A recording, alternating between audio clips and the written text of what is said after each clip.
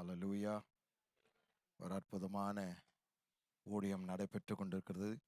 இதற்காக ஜெபித்துக் கொள்ளுங்கள். உங்களால் முடிந்த அளவுக்கு ஐஎம்எஸ் மிஷனரிகளை நீங்கள் தாங்க விரும்பினால் அவர்களை சந்தித்து, ஆராதனை பின்பு அவர்களை சந்தித்து, உங்களால் எப்படி அவர்களுக்கு ஜெபத்தின் மூலமாகவும் கொடுத்தலின் மூலமாகவும் நீங்கள் இந்த மிஷனரி ஆர்கனைசேஷனை தாங்க முடியும் என்று அவர்களிடத்தில் சந்தித்து ஆலோசனை பெற்று தொடர்ந்து ஊழியங்களை தாங்குங்க. நாம் செல்ல முடியாத இடத்துல நாம் கொடுத்து மற்ற ஊழியர்களை எழுப்பி அனுப்ப முடியும். ஆமேன். அநேக திருச்சபைகள் கட்டப்பட வேண்டும். ஆமேன். ஒவ்வொரு தெருவில் நூற்றுக்கணக்கான சபைகள் கட்டப்பட வேண்டும். வீடுதோறும் சபைகளாய் மாறணும். அந்த காலகட்டத்திற்குள் நாம் பிரவேசித்திருக்கிறோம். கர்த்தர் அதை நிச்சயமாய் செய்து முடிப்பார். ஆமேன். அருமையான கோஆர்டினேட்டர் சகோதரன் இமானுவேல் ராஜசிங்க்கும் அவருடைய குழுவினருக்கும் எங்களுடைய சபை சார்பாக எங்களுடைய மனமார்ந்த நன்றியை தெரிவித்துக் கொள்கிறோம். இப்படிப்பட்ட சாட்சிகள், இப்படிப்பட்ட அற்புதமான பணிகளை நீங்கள் செய்வதை குறித்து நாங்கள் இன்றைக்கு கேள்விப்பட்டோம். நிச்சயமாக எங்களுடைய ஜெபத்தில் உங்களை தாங்குவோம். நிச்சயமாக பெரிய காரியங்கள் கர்த்தர் இந்த சபையின் மூலமாக உங்களுக்கு செய்வார் என்று நான் நம்புகிறேன். ஆமென். இப்பொழுது நாம் வார்த்தைகள் கடந்து செல்லலாம். ஆளுகையின் வாழ்க்கையை குறித்து பேசிக் கொண்டிருக்கிறோம். வாக்கு தத்தம் பண்ணப்பட்ட ஆசீர்வாதங்களை நாம் எப்படி சுதந்திரித்துக் கொள்ள முடியும், கர்த்தரை தேடுவதன் மூலமாக அதை சுதந்திரித்துக் கொள்ள முடியும் என்பதை நாம் பார்த்து கொண்டு வருகிறோம். விசுவாசிகளாகிய நாம் நம்முடைய உன்னதமான பணி என்னன்னா, கர்த்தரை தேடுவது, வைராக்கியமாய் தேடுவது, ஊக்கமாய் தேடுவது, அனுதினமும் தேடுவது. நேரம் கிடைக்கும் போதெல்லாம் கர்த்தரோடு நாம் உரையாட வேண்டும், கர்த்தரோடு நாம் ஐக்கியப்பட வேண்டும். அப்படிதான் நம்முடைய வாழ்க்கையை மற்றவர்களுக்கு ஆசீர்வாதமாய் மாற்றி அமைக்க முடியும். அது மிக மிக முக்கியமான ஒரு காரியமாக இருக்கிறது. பிரியமானவர்களே, நாம் கர்த்தரை தேடும் போது என்னெல்லாம் நடைபெறும், எப்படி ஆளுகை செய்ய முடியும், கிறிஸ்தவ வாழ்க்கை எப்படி நாம் உலகத்திற்கு வெளிப்படுத்த முடியும் என்பதை நாம் நிச்சயமாய் காண்பிக்க முடியும். அதில் நாம் ஆளுகை செய்வதற்கு தேவன் நம்மிடத்தில் அற்புதமான வல்லமை வாய்ந்த ஆயுதங்கள் கொடுத்திருக்கிறார். அதில் முதலாவது ஆயுதத்தை பார்த்து கொண்டிருக்கிறோம், ஜெபம். ஜெபத்தினுடைய பல கோணங்களை பார்த்தோம், பல விளக்கங்களை உங்களுக்கு கொடுத்தேன். ஜெபத்தை பற்றி அதிகமாய் பேசியிருக்கிறேன். சகோதரன் சொன்ன வண்ணமாக நாம் ஜெபிக்கிற மக்களாய் இருக்க வேண்டும். பாருங்க, எத்தனை தேவைகள் இருக்கிறது, எத்தனை சவால்கள் இருக்கிறது இந்த மிஷனரிமார்களுக்கு. அவர்களுக்கு நாம் என்ன செய்ய வேண்டும், எப்படி செய்ய வேண்டும் என்பதை நாம் நிச்சயமாய் அறிந்து கொள்ள வேண்டும். அப்பொழுதுதான் சிறப்பாக நாம் இந்த ஊழியங்களை செய்ய முடியும். ஜெபத்தின் மூலமாக அநேக காரியங்கள் நாம் நிறைவேற்ற முடியும். எத்தனை பேர் அதை விசுவாசிக்கிறீங்க? ஜெபத்தின் மூலமாய் அநேக காரியங்கள் நாம் செய்ய முடியும். எனவே நாம் யாவரும் இதற்காக ஜெபிக்க தான் தேவன் நம்மை அழைத்திருக்கிறார் என்பதை நான் புரிந்து கொள்ளும் போது நிச்சயமாய் அரும் பெரும் காரியங்கள் கர்த்தருக்கென்று நாம் செய்ய முடியும். அதுல உதாரணத்தை பார்த்து கொண்டிருக்கிறோம், எலியாவினுடைய வாழ்க்கை. யாக்கோபு 5ஆம் அதிகாரத்துல 16ஆம் வசனத்திலிருந்து 18ஆம் வசனம் வரைக்கும் பார்த்திருக்கோம். ஆனால் இந்த ஜெப பகுதி 13ஆம் வசனத்திலிருந்து தொடங்கப்படுகிறது. யாக்கோபு தம்முடைய விசுவாசிகளுக்கு இந்த போதனை கொடுத்து ஜெபிக்குமாறு சபை விசுவாசிகளை ஊக்குவிக்கிறார், உற்சாகப்படுத்துகிறார். நாம் அதை ஆழமாய் பார்த்து கொண்டிருக்கிறோம். எலியாவினுடைய வாழ்க்கையில் எப்படி ஒரு ஜெப மனிதன் என்னெல்லாம் செய்ய முடியும் என்பதை நாம் பார்த்து கொண்டிருக்கிறோம். ஆமென். அதில் அநேக காரியங்களை பார்த்தோம். ஜெபத்தினுடைய நபர், ஜெபத்தினுடைய இடம், ஜெபத்தினுடைய தோரணை, அப்போ பேரார்வம் உள்ள ஜெபத்தை ஏறெடுப்பது எப்படி, பேரார்வம் உள்ள ஜெபம் என்ன. கடந்த வாரத்திலிருந்து விடாமுயற்சியின் ஜெபத்தை பார்க்க ஆரம்பித்தோம். நாம் செல்வோம். 1 ராஜாக்கள் 18ஆம் அதிகாரம் 43ஆம் வசனம். தன் ஊழியக்காரனை நோக்கி, நீ போய் சமுத்திர முகமாய் பார் என்றான். அவன் போய் பார்த்து ஒன்றும் இல்லை என்றான். நீ இன்னும் 7 தரம் போய் பார் என்றான். ஏற்கனவே அநேக காரியங்கள் அதிலிருந்து சொல்லியிருக்கிறேன். எலியா என்பவர் பாருங்க, எலியா தன் வேலைக்காரனை நோக்கி நீ சமுத்திர முகம் போய் பார் என்று 7 தரம் அனுப்பினார். 7 தரம் அவரை அனுப்பினார். என்ன அர்த்தம்? ஆதாரம் இல்லாமல், அத்தாட்சி இல்லாமல் நாம் திட நம்பிக்கை இருக்க முடியுமா?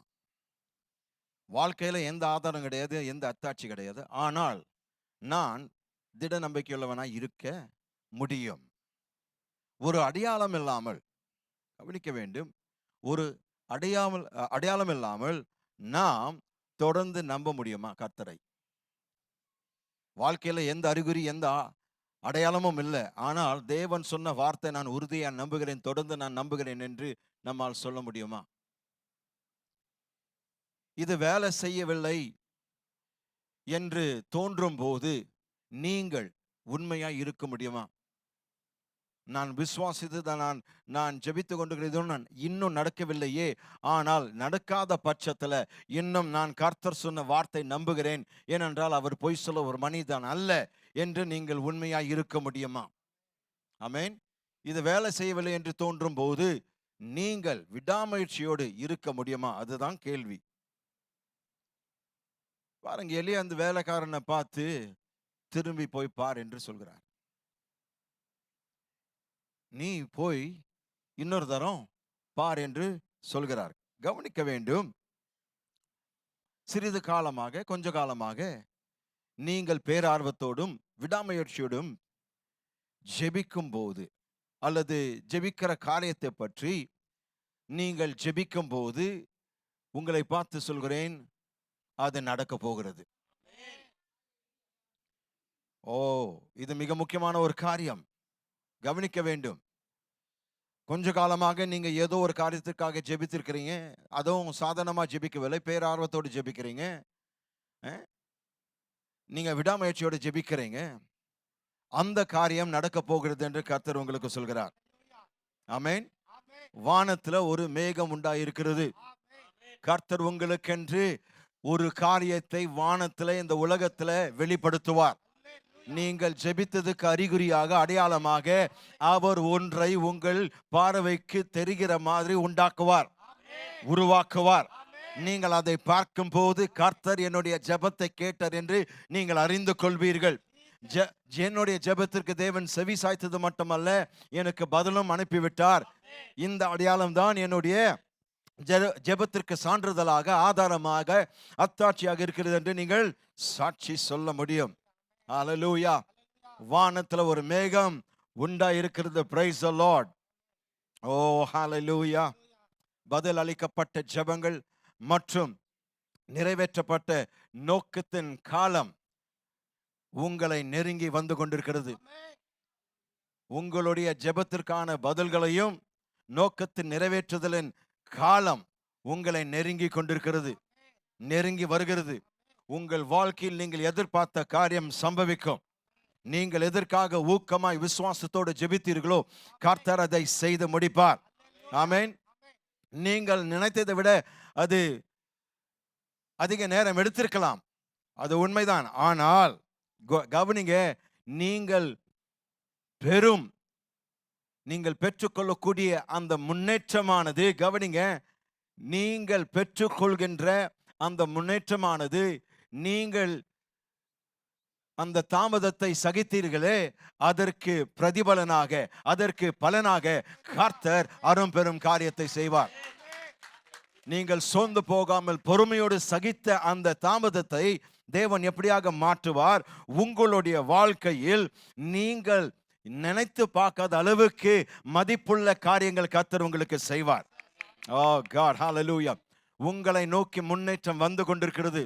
நீங்கள் சோர்ந்து போகாமல் உங்களுடைய தாமதங்களை சகித்தபடினால் கர்த்தர் உங்களுக்கு நல்ல மதிப்புள்ள முன்னேற்றத்தை வைத்திருக்கிறார்.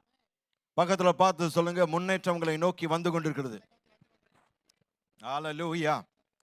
எனவே நீங்கள் எதன் ஊடாய் நீங்கள் கடந்து சென்றாலும் விட்டு விடாதீர்கள். ஆமென். நீங்கள் எதன் ஊடாய் கடந்து போனாலும் சரி, விட்டு விடாதீர்கள். காரணம், பெருமழையின் சத்தத்தை நான் கேட்கிறேன். ஓ ஹல்லேலூயா. எத்தனை பேர் பெருமழையின் சத்தத்தை உங்களுடைய ஆவியில் கேட்டிருக்கிறீங்க? கர்த்தர் உங்களோடு பெருமழையின் சத்தத்தை, உங்களுடைய வாழ்க்கைக்கு வேண்டிய என்ன பெருமழை தேவைப்படுகிறதோ அந்த சத்தத்தை உங்களுடைய ஆவியில நீங்கள் கேட்டிருக்கிறீர்கள். ஆமென். ஹல்லேலூயா. கவனிங்க, ஜெபத்தில் நாம் விடாமுயற்சியா இருக்க வேண்டும் என்றால் அதற்கு நாம் முதலாவது ஜெபத்தினுடைய ஆதாரம் என்ன என்பதை அறிந்து கொள்ளும் போதுதான் ஜெபத்தில் விடாமுயற்சியோடு இருக்க முடியும். ஜெபத்தின் ஆதாரம், ஜெபத்தின் அத்தாட்சி, ஜெபத்தினுடைய அந்த சோர்ஸ் என்ன என்று நாம் புரிந்து கொள்ளும் போது, அறிந்து கொள்ளும் போது நாம் விடாமுயற்சியோடு ஜெபிக்க முடியும். நம்முடைய ஜெபத்தின் ஆதாரம் என்ன? நம்முடைய ஜெபங்களின் ஆதாரம் என்ன? நம்முடைய வாஞ்சைகளா அல்லது தேவ சித்தமா? அதுதான் நாம் கேள்வி கேட்க வேண்டும். நம்முடைய ஜெபங்களின் ஆதாரம் என்ன? நம்முடைய வாஞ்சைகளா தேவனுடைய சித்தமா? தேவனுடைய சித்தம். ஆமென்.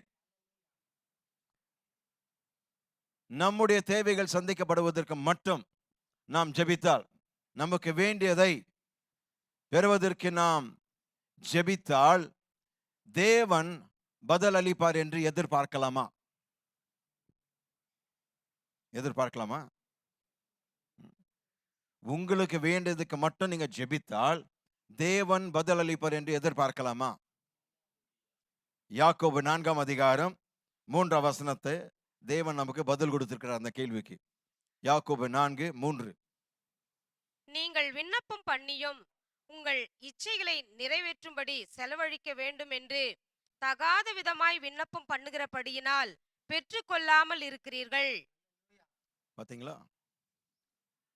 தகாத விதமாய் விண்ணப்பம் பண்ணுகிறார். அதாவது தகாத காரியங்களுக்காக நாம் ஜெபிக்கும் போது, தேவனுடைய சித்தத்தில் இல்லாத காரியங்களுக்கு நாம் ஜெபிக்கும் போது என்ன நடக்கிறது? நம்முடைய வாழ்க்கையில பதில் பெற முடியாது, பதில் பெற மாட்டோம். ஏனென்றால் தவறாய் கேட்டு கொண்டிருக்கிறோம். பிரியமானவர்களே, ஜெபத்தின் அர்த்தத்தை நாம் தவறாக புரிந்து கொள்கிறோம். We misunderstand the meaning of prayer. ஜெபத்தின் அர்த்தத்தை தவறாக புரிந்து கொள்கிறோம். கவனிக்க வேண்டும், ஜெபம் என்பது தேவன் தம்முடைய சித்தத்தை மாற்றுவதற்காக அல்ல. ஆனால் அநேக விசுவாசிகள் எப்படி ஜெபிக்கிறார்கள்? தேவன் தம்முடைய சித்தத்தையே மாற்றி அவர்களுக்கு வேண்டியதை கொடுக்க வேண்டும் என்று விரும்புகிறார்கள். ஜெபம் என்பது தேவனுடைய சித்தத்தை மாற்றுவதற்காக அல்ல. ஆமென். தேவனுடைய சித்தம் பூர்ணமானது என்று நாம் உண்மையில் நம்புவோமானால் பின்பு ஏன் அவர் அதை மாற்ற வேண்டும் என்று விரும்புகிறோம்? எத்தனை பேர் நம்புறீங்க தேவனுடைய சித்தம் பரிபூர்ணமானது, பெர்ஃபெக்ட்? தேவனுடைய சித்தத்துல எந்த பிழை கிடையாது, எந்த தவறு கிடையாது என்று எத்தனை பேர் நம்புறீங்க? பாருங்க, நாம் விசுவாசிகள், அதை நாம் நம்புகிறோம், அதை உண்மையாக நம்புகிறோம். ஆனால் அதே வேளையில் தேவனுடைய சித்தத்தை மாற்ற வேண்டும் என்று நாம் விரும்புகிறோம். ஏனென்றால் எனக்கு வேண்டியதை நீங்க கொடுத்துதான் ஆக வேண்டும் என்று சொல்லி விரும்புகிறோம். கர்த்தர் சொல்கிறார், என்னுடைய சித்தத்தின்படி நீ ஜெபித்தால் உனக்கு நிச்சயம் பலன் வரும். Oh, talk to me somebody. தேவனுடைய சித்தம் நம்முடைய வாழ்க்கை குறித்து, தேவனுடைய சித்தம் நம்முடைய பிரச்சனைகளை குறித்து, தேவனுடைய சித்தம் நம்முடைய சூழ்நிலைகளை குறித்து, தேவனுடைய சித்தம் பரிபூர்ணமானது. அப்போ பிறகு ஏன் நாம் அவர் அதை மாற்ற வேண்டும் என்று எதிர்பார்க்க வேண்டும், விரும்ப வேண்டும்? தவறுங்க. நம்முடைய ஜெபங்கள் தேவனுடைய சித்தம் என்னதென்று அறிந்து கொள்ளும்படியாக நமக்குள் ஒரு ஆழமான புரிந்து கொள்ளுதல் தேவன் கொடுத்திருக்கிறார்.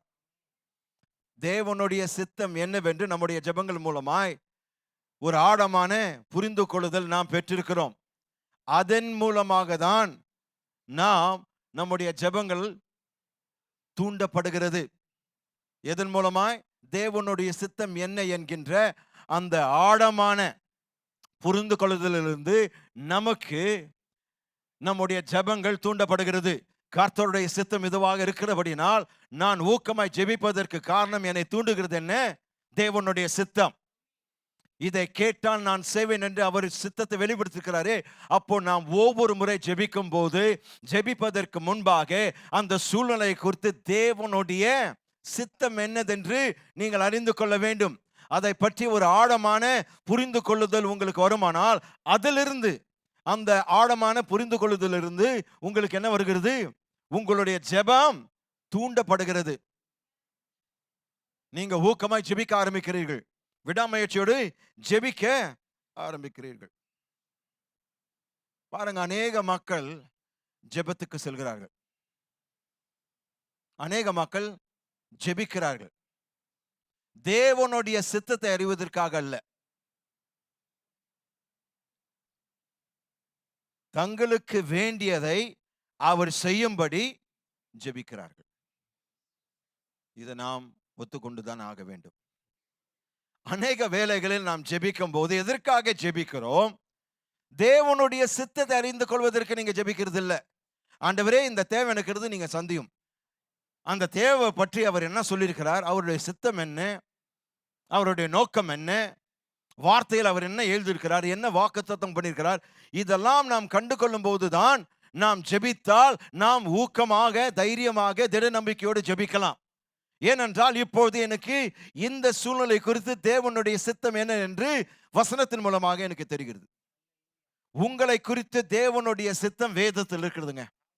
உங்களுடைய எல்லா தேவைகளை பற்றி தேவனுடைய சித்தம் என்ன என்று வேதத்தில் எழுதப்பட்டிருக்கிறது. நீங்கள் ஆராய்ந்து, நீங்கள் தேடி தியானம் பண்ணும்போது அதை பகுதி பகுதியாக கர்த்தர் உங்களுக்கு வெளிப்படுத்துவார். அதை வெளிப்படுத்தும் போது, அதை நீங்கள் அறிந்து கொள்ளும் போது, அதிலிருந்து நீங்கள் ஜெபிக்க, தைரியமாய் ஜெபிக்க ஆரம்பிப்பீர்கள். ஓ, கம் ஆன் somebody. ஜெபம் என்பது தேவன் தம்முடைய திட்டத்தை நாம் விரும்புவதற்கான காரியத்திற்கு ஏற்ப தேவன் மாற்றுவது கிடையாது. நீங்கள் ஜெபிக்கும் போது உணர்ந்து கொள்ள வேண்டிய காரியம், புரிந்து கொள்ள வேண்டிய காரியம், நாம் ஜெபிக்கும் போது எதற்காக ஜெபிக்கிறோம்? தேவனுடைய திட்டத்தை நாம் நம்புவதற்கு ஏற்ப மாற வேண்டும் என்பதற்காக அல்ல. You cannot change God's program for your life, God's plan for your life. எத்தனை பேர் அதை நம்புறீங்க? நாம் தேவனுடைய திட்டத்தை மாற்ற முடியாது. மாறாக நாம் ஜெபத்தில் செல்லும் போது என்ன புரிந்து கொள்ள வேண்டும்? நம்முடைய வாழ்க்கைகளை அவருடைய வெளிப்படுத்தப்பட்ட சித்தத்திற்கு ஏற்றது போல் சரி செய்கிறோம். We are not adjusting God's program to what we want. We are adjusting our lives to the revealed will of God. விளங்கிடுச்சுங்களா? நாம் என்ன விரும்புகிறோமோ, நாம் என்ன எதிர்பார்க்கிறோமோ, அதற்கேற்ப நம்முடைய தேவனுடைய திட்டங்களை அவர் மாற்றுவது கிடையாது. மாறாக ஜெபம் என்று சொல்லும்போது அவருடைய வெளிப்படுத்தப்பட்ட சித்தத்துக்கு சரியாக நான் என்னுடைய வாழ்க்கையை மாற்றிக்கொள்கிறேன். அப்போ என்னுடைய ஜெபம் எதற்காக இருக்கிறது? தேவனே, உம்முடைய சித்தம் என் வாழ்க்கையில் நிறைவேறும் போது நான் நன்மை பெறுவேன், நீர் மகிமை பெறுவாய். இந்த ரெண்டு காரியங்கள் தான் ஒவ்வொரு ஜெபத்தில் காணப்பட வேண்டும். ஒவ்வொரு ஜெபத்துல தேவன் மகிமைப்பட வேண்டும், நான் நன்மை பெற வேண்டும். நான் சுகம் பெற்றால் நீர் மகிமைப்பட வேண்டும், இல்லை என்றால் எனக்கு அந்த சுகமே வேண்டாம். எத்தனை பேர் அப்படி நாம் ஜெபிக்க முடியும்? Have you ever prayed like that? If it's not going to bring you glory, I don't even want healing. அந்த அளவுக்கு நாம் வரும்போது நான் சொல்கிறேன், தேவன் நம்முடைய வாழ்க்கையில் அதிகமாய் மகிமைப்படுவார். ஏனென்றால் நம்முடைய ஜெபத்தின் நோக்கம் தேவனுடைய மகிமை, வெறும் நம்முடைய நன்மையை அல்ல. நாம் ஜெபிக்கும் போது முதன்மையாய் நாம் விரும்ப வேண்டிய காரியம் நம்முடைய நன்மை மட்டுமல்ல, மாறாக தேவனுடைய நாமத்தின் மகிமை. ஏனென்றால் ஏன் அதை நம்முடைய தேவையை விட ஏன் அவருடைய நாமம் மகிமைப்பட வேண்டும்? ஏனென்றால் நம்மை பார்க்கிலும் நம்முடைய தேவைகளை சந்திக்க அவர் ஆர்வமுள்ளவர், ஆவலுள்ளவராய் இருக்கிறார். எனவேதான் இப்படிப்பட்ட தேவன் என்னுடைய தேவைகளை சந்திப்பதில் மும்முரமாய் இருக்கும் போது, அவர் விரும்பும் போது, அவருடைய நாமத்தின் மகிமைக்கென்று நான் வாழ்வதை நான் விரும்புவது தவறல்ல. அப்போ நம்முடைய ஜெபத்தின் முதன்மையான நோக்கம் அவருடைய நாமம் மகிமைப்படுவதே. எத்தனை பேர் அதை நம்புறீங்க? அப்போ நாம் ஜெபிக்கும் போது கவனிங்க, நாம் ஜெபிக்கும் போது அது தேவனை மாற்றுவதற்காக அல்ல. அநேக விசுவாசிகள் அப்படிதான் ஜெபிக்கணும், ஜெபிக்கிறார்கள், தேவன் மாறணும் ஜெபிக்கிறாங்க. தேவன் மாறாதவர். நானே தேவனாகிய கர்த்தர், நான் மாறாதவர். அவர் சொல்லிட்டார். அதுக்கு மேல நீங்க தேவனை மாற்ற முயற்சிக்காதீங்க. அப்போ நாம் ஜெபிக்கும் போது தேவன் மாறுவதில்லை, நாம் ஜெபிக்கும் போது நாம் மாறுகிறோம். The greatest result of prayer is personal change. ஜெபத்தின் மிக வல்லமையான ஒரு விளைவு இருக்குமானால் அது நம்முடைய மாற்றமே. ஏனென்றால் அதிகமாய் கடினமான ஒரு காரியம் தேவனுக்கு இருக்குமானால் நம்மை மாற்றுவதுதான். 1 யோவான் 5 அதிகாரம், 1 யோவான் 5 அதிகாரம். அப்போ தேவனுடைய சித்தத்தின்படி நாம் ஜெபிக்க வேண்டும். எந்த ஒரு காரியத்தை ஜெபிக்கும் போது நம்முடைய விருப்பத்தின்படி அல்ல, அவருடைய சித்தத்தின்படி நாம் ஜெபிக்க வேண்டும் என்று நாம் பார்க்க வேண்டும். ஏனென்றால் 1 யோவான் 5:14, நாம் எதையாகிலும் அவருடைய சித்தத்தின்படி கேட்டால் அவர் நமக்கு செவி கொடுக்கிறார் என்பதே அவரை பற்றி நாம் கொண்டிருக்கிற தைரியம். என்ன சொல்லப்பட்டிருக்குங்க? நாம் எதையாகிலும் அவருடைய சித்தத்தின்படி கேட்டால், அவருடைய சித்தத்தின்படி நாம் எதையாகிலும் கேட்டால் அவர் நமக்கு செவி கொடுக்கிறார் என்பதே. அப்போ பாருங்க, தேவனுடைய எதற்காக ஜெபிக்கிறோம்? தேவன் நம்மை கேட்க வேண்டும் என்பதற்காக தான் ஜெபிக்கிறோம், இல்லையா? எதற்காக ஜெபிக்கிறோம்? தேவன் நம்மை கேட்க வேண்டும். அதை நாம் புரிந்து கொள்ள வேண்டும். அப்போ முதலாவது நாம் அறிந்து கொள்ள வேண்டியது நோக்கத்தின் ஜெபம் என்ன? ஜெபம் எதற்காக ஏறெடுக்கிறோம்? What is the purpose of prayer? To glorify God. அது உண்மைதான். ஆனால் ஜெபத்தினுடைய நோக்கம் அதல்ல. ஜெபத்தின் நோக்கம் ஆதியாகமம் 1 அதிகாரம் 26 வசனம். ஏன் ஜெபிக்கிறோம்? தேவன் சர்வாதிகாரம் உள்ளவர், தேவன் சர்வ வல்லமை உள்ளவர், அவருக்கு எல்லாமே தெரியும். என்னுடைய தேவை வருவதற்கு முன்பாக அந்த தேவை வரும் என்று அவருக்கு தெரியும். எல்லாமே தெரிந்த பின்பு ஏன் அவரிடத்துல நாம் ஜெபிக்கிறோம்? ஆதியாகமம் 1:26. பின்பு தேவன் நமது சாயலாகவும் நமது ரூபத்தின்படியேயும் மனுஷனை உண்டாக்குவோமாக, அவர்கள் சமுத்திரத்தின் மச்சங்களையும் ஆகாயத்து பறவைகளையும் மிருக ஜீவன்களையும் பூமி அனைத்தையும் பூமியின் மேல் ஊறும் சகல பிராணிகளையும் ஆளக்கடவர்கள் என்றார். கவனிங்க, மீண்டுமா இந்த முதல் பகுதியை வாசிங்க. பின்பு தேவன் நமது சாயலாகவும் நமது ரூபத்தின்படியேயும் மனுஷனை உண்டாக்குவோமாக, அவர்கள் சமுத்திரத்தின் மச்சங்களையும் ஆகாயத்து நமது ரூபத்தின்படியும் நம்முடைய சாயலிலும் மனுஷனை உண்டாக்குவோமாக, அவர்கள் எல்லாவற்றின் மீது ஆளக்கடவர்கள். யோசிங்க, தேவன் நமது ரூபத்தின்படி நம்முடைய சாயலின்படி மனுஷனை உண்டாக்குவோமாக, நாம் எல்லாவற்றின் மீது ஆளுகை செய்வோம் என்று சொல்லியிருந்தால் அது நலமா இருந்திருக்கும். அதுதான் சரி. ஆனால் அவர் அது சொல்லல. அவர் சொன்னார், நாம் நம்முடைய ரூபத்தின்படி மனுஷனை உண்டாக்கின பிறகு அவர்கள் பூமியின் மீது ஆளக்கடவர்கள். ஆமென். இப்போ என்னுடைய கார் அந்த சாவியை சௌதன் இடத்துல கொடுத்துட்றேன். பிரதர், நீங்க கார் யூஸ் பண்ணிக்கிங்க, எனக்கு இப்போ தேவையில்லை, நீங்க யூஸ் பண்ணிக்கிங்க, கார் சாவியை கொடுத்துட்றேன். இப்போ யார் கையில கார் இருக்குங்க? யாருடைய காருங்க? என்னுடைய கார். இப்போ யார் கையில இருக்குதுங்க? அவருடைய கார். இப்போ திடீரென்று எனக்கு ஒரு தேவைப்படுகிறது, கார் தேவைப்படுது. நான் நேராக அவருடைய வீட்டுக்கு போயிட்டு நேராக போயிட்டு அந்த அவர் எங்க அந்த சாவி வைக்கிறார், சாவி எடுத்து கார் எடுத்துன்னு போக முடியுமா? ஏன்? யார் காருங்க அது? என் காரு. என் காரு போய் எடுக்கிறதுக்கு என்ன பிரச்சனை அவர்கிட்ட?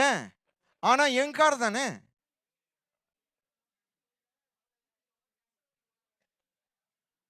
இந்த ஃப்ரண்ட் ரோ ரொம்ப தீவிரமா இருக்கிறாங்க. பிரதர் மேல ரொம்ப பாசமா இருக்கிறான் போல இருக்கு. அது உங்க காரா இருந்தாலும் அவர்கிட்ட கொடுத்துட்டீங்க, இனி நீங்க அதை வாங்கவே முடியாது, போய் அவரை ரிக்வெஸ்ட் பண்ணும். ஜெபத்தின் நோக்கம் அதுதான். முழு பூமியை உண்டாக்கினவர் அவர், சர்வத்தையும் சிருஷ்டித்தவர் அவர், பூமியை உண்டாக்கி நம்முடைய கையில கொடுத்திருக்கிறார்.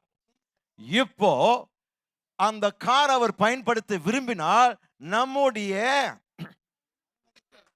அனுமதி, கமான், நம்முடைய அனுமதி தேவைப்படுகிறது. அதுதான் ஜெபம். ஜெபம் என்ன? தேவனே, இந்த பூமியில, என் வாழ்க்கையில, என் குடும்பத்துல, என் திருமணத்துல, என் வேலையில, என் படிப்புல நீங்கள் கிரியை செய்ய உம்மை அழைக்கிறேன், உம்மை அனுமதிக்கிறேன். அதுதான் ஜெபத்தின் நோக்கம். ஏன் ஜெபத்தை உண்டாக்கினார்? ஏனென்றால் மனுஷன் கையில பூமியை கொடுத்தார், நீ இந்த பூமியை ஆண்டுகொள் என்று கொடுத்தார். ஆனால் பாவத்தின் மூலமாக நாம் விழுந்து விட்டோம். இப்போ அந்த அதிகாரத்தை இழந்து விட்டோம். எனவே நாம் கையாள முடியாத சூழ்நிலையில் அவர் நமக்காக, நம் சார்பாக அவர் அதை செய்யும்படி அவரை அனுமதிக்கிறோம், அழைக்கிறோம். அதுதான் ஜெபம். இப்போ இதை புரிந்து கொள்ளும் போது நம்முடைய ஜெபத்துல வெறும் தனிப்பட்ட காரியங்களை மட்டும், சுயநலத்துக்காக மட்டும் ஜெபித்தால் எப்படி தேவன் அதை செய்ய முடியும்? அப்போ ஜெபத்தின் நோக்கம் நாம் புரிந்து கொள்ளும் போது சரியாக ஜெபிப்போம். நம்ம கையில அதிகாரம் கொடுத்திருக்கிறாருங்க, பூமியை நம்ம கையில கொடுத்திருக்கிறார். ஆனால் என்னால் இதை கையாள முடியல, என்னுடைய சரீர சுகத்தை என்னால் சுகப்படுத்த முடியல. அவருடைய நாமத்தில் நான் ஜெபிக்கும் போது என்ன கேட்கிறேன்? ஆண்டவரே, என்னுடைய இந்த நோயை, என்னுடைய வாழ்க்கையில் இருக்கிற இந்த நோயை நீர் குணப்படுத்தும். அதற்கு நான் அனுமதி அளிக்கிறேன் ஜெபத்தின் மூலமாய். எத்தனை பேர் நான் சொல்றது விளங்கிடுச்சுங்க? எத்தனை பேர் விளங்கலன்றீங்க? கை தூக்குங்க. நீங்க சொன்ன பாயிண்ட் எனக்கு இன்னும் புரியல பாஸ்டர். 2வது முறை திருப்பியும் சொல்றேன். அதற்காக தான் அந்த கார் உதாரணத்தை கொடுத்தேன். என்னுடைய கார் தான், ஆனா அவர் கையில கொடுத்த பிறகு அது அவருடையதாய் மாறி இருக்கிறது. விளங்குதுங்களா? இப்போ நானே அதை வாங்கணும்னா அவருடைய அனுமதி கேட்க வேண்டும். அதுதான் ஜெபம். தேவன் சொல்கிறார், நான் இடைப்படணுமா? நீ அனுமதி கொடுத்தா தான் நான் வரேன். ஏன்? இது உன்னுடைய பூமி, இது நான் உன் கையில கொடுத்தேன், நான் அதை எடுக்கல, அந்த அதிகாரத்தை நான் இன்னும் எடுக்கல. எனவே தான் நீ அழைத்தால், நீ அழைக்கிற வரைக்கும் நான் காத்திருப்பேன். நீ அழைத்தால் நான் கொடுப்பேன். கேட்கிற எவனும் கேட்ட பிறகுதான் பெற்றுக்கொள்ள முடியும். ஏன்? கேட்கும் போது தேவனுக்கு அனுமதி கொடுக்கிறீங்க. ஆண்டவரே கிரியை செய்யுங்க, ஆண்டவரே என் பிள்ளைங்களை ரட்சிங்க, ஆண்டவரே என் திருமணத்தை காப்பாற்றுங்க, ஆண்டவரே என்னுடைய வேலையை ஆசீர்வதிங்க, என் கையின் பிரயாசத்தை ஆசீர்வதிங்க, என்னை படிக்க வைங்க, எனக்கு சிறந்த ஞானத்தை கொடுங்க. கேட்கும் போது அவர் செய்யும்படியாக அனுமதிக்கிறோம். குட்னஸ் மீ, ஆமென். எனவே அவருடைய சித்தத்தின்படி நாம் எதையாகிலும் கேட்டால் அவர் நமக்கு செவி கொடுக்கிறார் என்பதை அறிந்து கொள்வது மட்டுமல்ல. 15ஆம் வசனம், 1 யோவான் 5:14. நாம் எதை கேட்டாலும் அவர் நமக்கு செவி கொடுக்கிறார் என்று நாம் அறிந்திருந்தோமானால் அவரிடத்தில் கேட்டவைகளை பெற்றுக்கொண்டோம் என்றும் அறிந்திருக்கிறோம். எனவேதான் கேட்கிறவன் பெற்றுக்கொள்கிறான். ஏன்? தேவனுக்கு நான் அனுமதி கொடுக்கும் போது, அவர் கிரியை செய்யும் போது, அவர் என்னை கேட்டது மட்டுமல்ல, எனக்கு பதிலும் அளிக்கிறார். நான் கேட்டதை அவர் செய்கிறார் என்பதை இங்க தெளிவாக காண்பிக்கப்படுகிறது. அப்போ ஜெபம் என்பது என்ன? ஜெபம் பரலோகத்தில் மனிதனின் சித்தத்தை நிறைவேற்றுவதில்லை. ஜெபம் பரலோகத்தில் மனிதனின் சித்தத்தை நிறைவேற்றுவது அல்ல. மாறாக ஜெபம் என்பது பூமியில் தேவனுடைய சித்தத்தை நிறைவேற்றுவது. Prayer is not getting God, or prayer is not getting man's will done in heaven. Prayer is getting God's will done on earth. ஜெபம் பரலோகத்தில் மனிதனின் சித்தம், கவனிங்க, மனிதனுடைய சித்தத்தை நிறைவேற்றுவதற்காக அல்ல, மாறாக பூமியில் தேவனுடைய சித்தத்தை நிறைவேற்றுவதற்காக இருக்கிறது. அப்போ இந்த அடிப்படையான கோட்பாடுகள் புரிந்து கொண்டால் தான் சரியாக ஜெபிக்க முடியும். என்னுடைய சித்தத்தை பரலோகத்தில் நிறைவேற்றுவதற்காக நான் ஜெபிக்கல, மாறாக என்னுடைய வாழ்க்கையில், இந்த பூமியில், என்னுடைய சூழ்நிலையில் தேவனுடைய சித்தம், பரலோகத்தில் இருக்கிற தேவனுடைய சித்தம் என்னுடைய வாழ்க்கையில் நிறைவேற்றப்பட வேண்டும். அதற்காக தான் ஜெபிக்கிறேன். ஆமென். அப்போ கவனிங்க,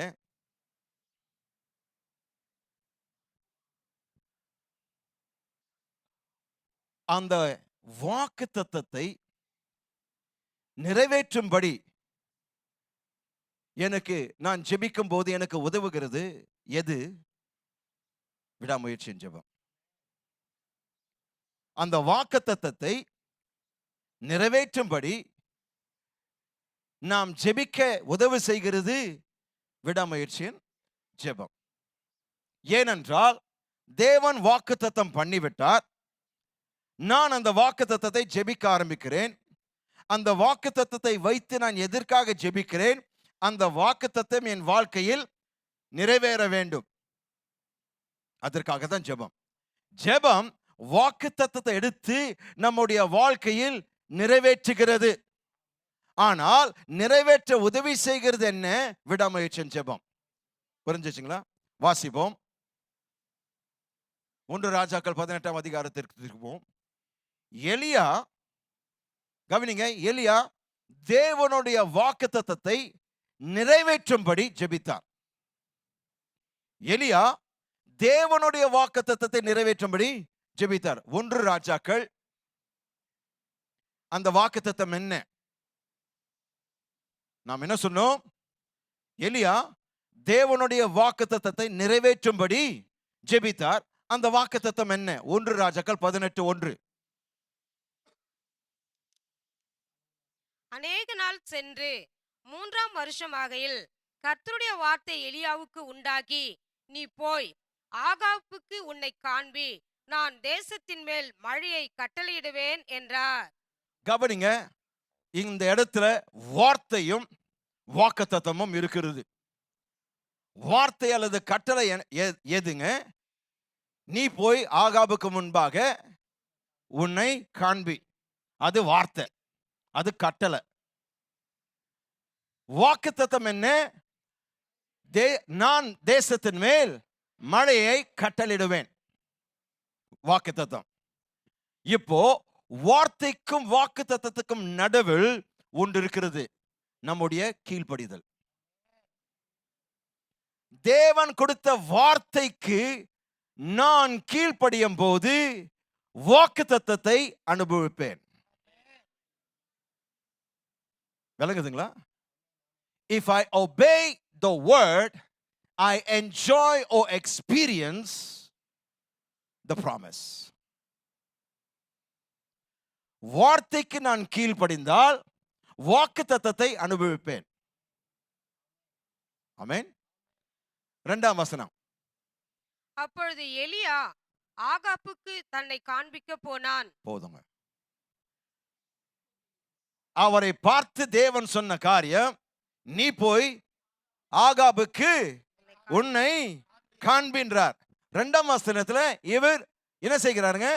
ஆகாபுக்கு தன்னை காண்பிக்கும்படி போகிறார். சில வசனங்களுக்கு பின்பாக ஆகாபை சந்தித்து அவரை காண்பித்து சில தேவ வார்த்தைகளை பேசுகிறான். அப்போ ஆகாபுக்கு முன்பாக தன்னை காண்பித்து விட்ட. அப்போ நான் தேவனுடைய வார்த்தைக்கு கீழ்ப்படிந்ததுனாலே நான் வாக்குத்தத்தம் எதிர்பார்க்கிறேன். இப்போ தேவன் சொன்னார், நீ போய் காண்பித்தால் நான் தேசத்தின் மேல் மழையை அனுப்புவேன் சொல்லிட்டாருங்க. ஆனால் வாக்குத்தத்தத்தை வைத்துக்கொண்டு அவர் போய் தூங்கல. வாக்குத்தத்தம் இருக்கிறது. வார்த்தை கொடுத்தார், வார்த்தைக்கு செவி கொடுத்தேன், வார்த்தைக்கு கீழ்ப்படிந்தேன். அவர் வாக்குத்தத்தம் பண்ணினார். ஆகவே இனிமேல் இது கர்த்தருடைய பங்கு, என் பிரச்சனை முடிஞ்சிச்சு, நான் என் வேலை செய்து இல்ல. அவர் அந்த வாக்குத்தத்தத்தை நிறைவேற்றும்படி போய் ஜெபிக்கிறார். ஆனால் ஒரு தரம் அல்ல, 7 தரம் விடாமுயற்சியோடு அந்த வாக்குத்தத்தம் நிறைவேறுகின்ற வரைக்கும் ஜெபித்துக் கொண்டிருந்தார். Are you getting what I'm saying? புரியுதுங்களா நான் சொல்றது? வார்த்தை இருக்குதுங்க. வார்த்தைக்கு கீழ்ப்படிந்தோம். கீழ்ப்படிந்த பிறகு தேவன் வாக்குத்தத்தம் கொடுத்துட்டார். இப்போ வாக்குத்தத்தம் ஏற்கனவே இருக்கிறது. நாம் போயிட்டு அமைதியா இருக்கலாமே.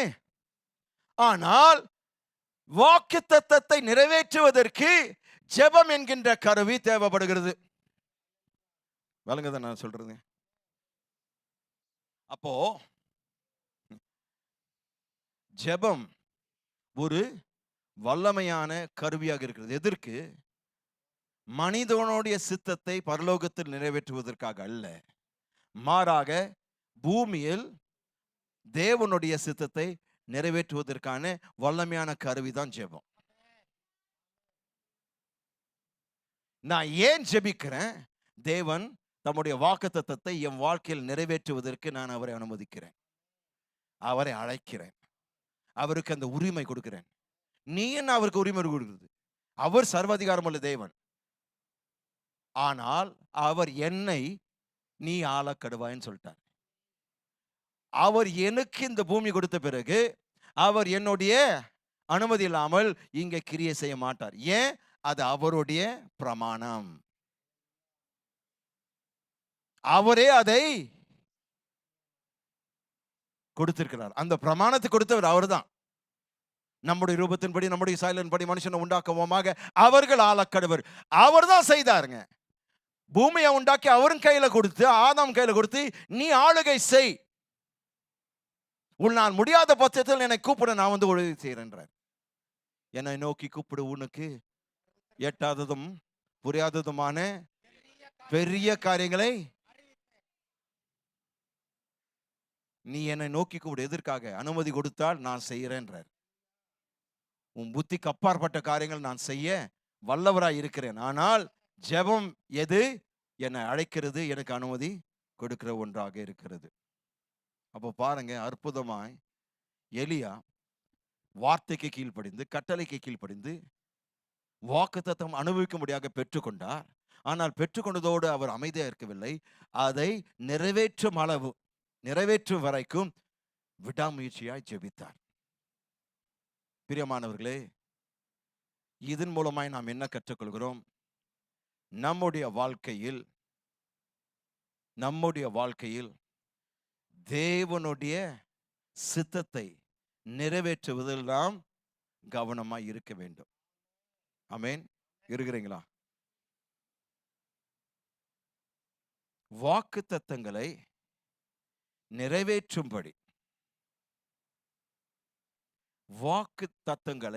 நிறைவேற்றும்படி நாம் ஜெபிக்க கற்றுக்கொள்வது மிக மிக அவசியமா இருக்கிறது. தேவன் ஏற்கனவே ஆயிரக்கணக்கான வாக்குத்தத்தங்கள் நமக்கு கொடுத்திருக்கிறார். ஆனால் அதை நிஜத்தில் நிறைவேற்றுவது உங்களுடைய ஜெபம்தான். சோ அந்த வாக்குத்தத்தம் நான் நிறைவேறும் வரைக்கும் பார்க்க வேண்டும். அதுக்கு நான் என்ன செய்ய வேண்டும்? விடாமுயற்சியாய் ஜெபிக்க வேண்டும். நான் அதிலிருந்து வெளியே போறதில்லை, அதிலிருந்து வெளியே வருவதில்லை. தேவன் சொன்னார், அது நடக்கிற வரைக்கும் அதை நான் உறுதியா நம்புவேன். அதை நான் திருப்பி சொல்றது இல்லை. ஆண்டவரே நீங்க சொல்லிட்டீங்க, நான் நம்புறேன், நீ போய் பாருப்பா, எதுவும் இல்லை, திருப்பியும் போய் பாரு. ஏன்? அவர் போய் சொல்ல மனிதன் அல்ல. ஆண்டவரே நீங்க சொல்லிட்டீங்க, நன்றி அப்பா. உறுதியாக அதுல விடாமுயற்சி இருக்கிறதுனால அந்த விடாமுயற்சியின் ஜெபம் எதுக்கு நமக்கு உதவி செய்கிறது? நம்முடைய ஜெபத்தின் மூலமாய் தேவன் வாக்குத்தத்தம் பண்ணினதை நிறைவேற்றும் அளவுக்கு நமக்கு உதவி செய்கிறது. சோ நம்முடைய வாழ்க்கையில் ஏன் ஜெபிக்கிறோம்? அந்த வாக்குத்தத்தத்தை நிறைவேற்றும்படியாக, நிஜத்தில் ஆகும்படியாக ஜெபிக்கிறோம். வெறும் வாக்குத்தத்தத்தை வைத்து நான் என்ன செய்யறது? எனக்கு வேண்டியது தேவன் வாக்கு பண்ணினதை நிறைவேற்றப்பட வேண்டும். தேவன் சுகம் கொடுப்பார் என்று வாக்குத்தத்தம் பண்ணியிருக்கிறார், ஏற்கனவே வசனத்தில் இருக்கிறது. ஆனால் என்னுடைய வாழ்க்கையில் அதை கொண்டு வர வேண்டும் என்றால், அந்த சுகத்தை, அந்த விடுதலை, அந்த வெற்றி நமக்கு என்ன வேண்டியதோ அதை நிறைவேற்ற வேண்டும் என்றால் நாம் அந்த வாக்குத்தத்தை எடுத்து தேவனிடத்தில் ஜெபிக்க வேண்டும். எவ்வளவு நேரம்? பெருங்கிற வைக்கும் பெரும் வரை நீங்கள் அதை ஜெபிக்க வேண்டும். அப்ப நான் சொல்கிற காரியத்தை கவனிங்க. ஜெபத்தின் வேலை முடிவடைகிற வரைக்கும் எலியா ஜெபித்தார் என்று நான் ஆணித்தரமாய் நம்புகிறேன். மிக முக்கியமான ஒரு வாக்கியம் அது. ஜெபத்தின் வேலை முடிவடைகிற வரைக்கும் எலியா ஜெபித்தார் என்று நான் நம்புகிறேன். தேவன் பதில் அளித்தார். அந்த வறண்ட நிலமானது மாற்றப்பட்டிருக்கிறது. உடைக்கப்பட்ட, பிளக்கப்பட்ட அந்த நிலமானது, அந்த இடமானது மாற்றப்பட்டது. அந்த வறட்சி நீக்கப்பட்டிருக்கிறது. மழை வரத் தொடங்கியது என்று அவன் அறிகிற வரைக்கும் எலியா ஜெபித்தார் என்று நான் நம்புகிறேன். தேவன் பதில் அளித்தார். இரண்டாவது, வறட்சியான இடம் நீக்கப்பட்டது. அந்த வறட்சி நீக்கப்பட்டு மழை வர தொடங்கியது என்று அவன் அறிகிற வரைக்கும் அவன் ஜெபித்துக் கொண்டிருந்தான். அப்போ உங்களுடைய வாழ்க்கையில ஏதோ ஒரு முறை ஜெபித்து, பிரதர் கர்த்தர் கொடுக்கல பிரதர், நான் போறேன் பிரதர், கர்த்தர் மேல எனக்கு பயங்கர கோபம் பிரதர், நீங்க சொல்றதெல்லாம் நடக்கிற பிரதர், என் மேல பழி போடாதீங்க. விடாமுயற்சி ஜெபம் எதற்காக? தேவன் வாக்குத்தத்தம் பண்ணினதை என் வாழ்க்கையில் நிறைவேற்றும் அளவுக்கு நான் என்ன செய்ய, அது வரைக்கும் நான் ஜெபத்தில் தொடர்ந்திருக்க வேண்டும். ஆமென். மத்தேயு 7ஆம் அதிகாரம், மத்தேயு 7ஆம் அதிகாரத்திற்குவோம். கவனிங்க. அப்போ விடாமுயற்சியின் ஜெபத்தினுடைய அர்த்தம் என்ன? நம்முடைய ஜெபத்திற்கு பதில் பெறுகிற வரைக்கும் ஜெபித்துக் கொண்டிருப்பது. விடாமுயற்சியின் ஜெபம் என்றால் என்ன? நம்முடைய ஜெபங்கள் பதில் பெறுகின்ற வரைக்கும் ஜெபித்துக் கொண்டிருக்க வேண்டும். எத்தனை பேர் நம்புறீங்க? நம்முடைய ஆவியில நாம் ஜெபித்த காரியங்களுடைய பதில் உணர வரைக்கும் அல்லது காண்கிற வரைக்கும் நாம் ஜெபித்துக் கொண்டிருக்க வேண்டும். நம்முடைய ஆவியில நாம் எதற்காக ஜெபிக்கிறோமோ அந்த பதிலை காண்கிற வரைக்கும், உணர்கிற வரைக்கும் நாம் ஜெபத்தில் தொடர்ந்து இருக்க வேண்டும். அப்படி இருக்கும்போதுதான் தேவனுடைய காரியம் நம்முடைய வாழ்க்கையில் நிறைவேறும். எத்தனை முறை ஜெபிக்க வேண்டும்? எத்தனை முறை ஜெபிக்க வேண்டும், எவ்வளவு நேரம் ஜெபிக்க வேண்டும் என்பது கேள்வியே கிடையாது. ஏன்னா நம்ம கேள்வி கேட்டுறோம், எத்தனை முறை ஜெபிக்கும் வரும், டக்குன்னு சொல்லிட்டீங்க பாருங்க, 7 முறைன்னு. இவருக்கு 7 முறை, சில நேரத்துல நமக்கு 70 முறை கூட ஆகுது. எவ்வளவு நேரம் ஜெபிக்கணும், எத்தனை நேரம் ஜெபிக்கணும், அது கேள்வி அல்ல. நான் பதிலை உணர்ற வரைக்கும், காண்கிற வரைக்கும், கேட்கிற வரைக்கும் நான் காத்திருக்க வேண்டும். எவ்வளவு நாள் காத்திருக்க வேண்டும், அதை கேட்கவே முடியாது அந்த கேள்வியை. எவ்வளவு நேரம் பிரதர் நான் காத்திருக்க வேண்டும், அதெல்லாம் சொல்லவே முடியாது. அது கர்த்தருடைய கையில் இருக்கு. ஆனால் ஒன்று மட்டும் எனக்கு தெரியும், பதில் பெறுகிற வரைக்கும், உணர்கிற வரைக்கும், என்னுடைய ஆவியில் அதை பார்க்கிற வரைக்கும் நான் ஜெபித்து கொண்டிருப்பேன், நான் காத்து கொண்டிருப்பேன். அதுதான் விடாமுயற்சியினுடைய ஜெபம். ஆமென். இப்பொழுது மத்தேயு 7:7ஆம் வசனம். கேளுங்கள், அப்பொழுது உங்களுக்கு கொடுக்கப்படும். தேடுங்கள், அப்பொழுது கண்டடைவீர்கள். தட்டுங்கள், அப்பொழுது உங்களுக்கு திறக்கப்படும். பாருங்க, கிரேக்க மொழியில கேளுங்கள் அல்ல, கேட்டுக்கொண்டே இருங்கள், அப்பொழுது நீங்கள் பெறுவீர்கள். தேடிக்கொண்டே இருங்கள், அப்பொழுது கண்டடைவீர்கள். தட்டிக்கொண்டே இருங்கள், அப்பொழுது உங்களுக்கு திறக்கப்படும். இது ஏதோ ஒரு முறை தட்டிட்டு, ஸ்தோத்திரம் நான் தட்டிட்டேன் பிரதர், எங்க வேலை முடிச்சிட்டேன், இப்போ கர்த்தர் பார்க்கணும் இல்ல. அவர் திறக்கிற வரைக்கும் தட்டி கொண்டிருங்க. என்ன காண்பிக்கிறது? என்னுடைய விசுவாசத்தை காண்பிக்கிறது. ஏனென்றால் நான் எத்தனை முறை தட்டுகிறேனோ அத்தனை முறை நான் சோர்ந்து போகாமல், விரக்தி அடையாமல், இவர் எவ்வளவு நேரம் தட்டிட்டு இருக்கிற, திறக்கவும் மாட்டேங்கிறாரு. இல்ல, அவர் உங்களை சோதித்து பார்க்கிறார். அவர் பார்க்கிறார் எந்த அளவுக்கு நீ காரியத்துல உறுதியாய் விசுவாசிக்கிறாய், எந்த அளவுக்கு அவருடைய வாக்குத்தத்தங்களை நம்புகிறார், எந்த அளவுக்கு அவருடைய ஆள் தத்துவத்தை, அவருடைய மனப்பான்மை, அவருடைய குணாதிசைகளை அறிந்திருக்கிறீர்கள் என்று அவர் பார்க்கிறார். சில நேரத்தில் உடனே பதில் கொடுக்கிறார், சில நேரத்தில் தாமதிக்கிறார். கவனிக்க வேண்டும், தேவனுடைய தாமதங்கள் தேவனுடைய மறுப்பல்ல. God's delays are not God's denial. தேவனுடைய தாமதங்கள் தேவனுடைய மறுப்பல்ல. நம்ம என்ன நினைச்சிடறோம், உடனே பதில் கொடுக்கலன்னா அது தேவனுடைய சித்தம் இல்லை. அந்த முடிவுக்கு வராதீங்க, பொறுமையாய் காத்திருங்க. ஒரு தடவை உங்களுக்கு தேவ சித்தம் என்னதென்று நீங்கள் அறிந்து கொண்டால், நீங்கள் ஜெபித்தால் ஜெபத்தில் உறுதியாய் விசுவாசமா இருங்க. அதிலே பெறுகிற வரைக்கும், அது நிஜமாகிற வரைக்கும், நிறைவேற்றப்படுகிற வரைக்கும் உறுதியாய் அந்த விசுவாசத்தில் நிலைத்திருங்க.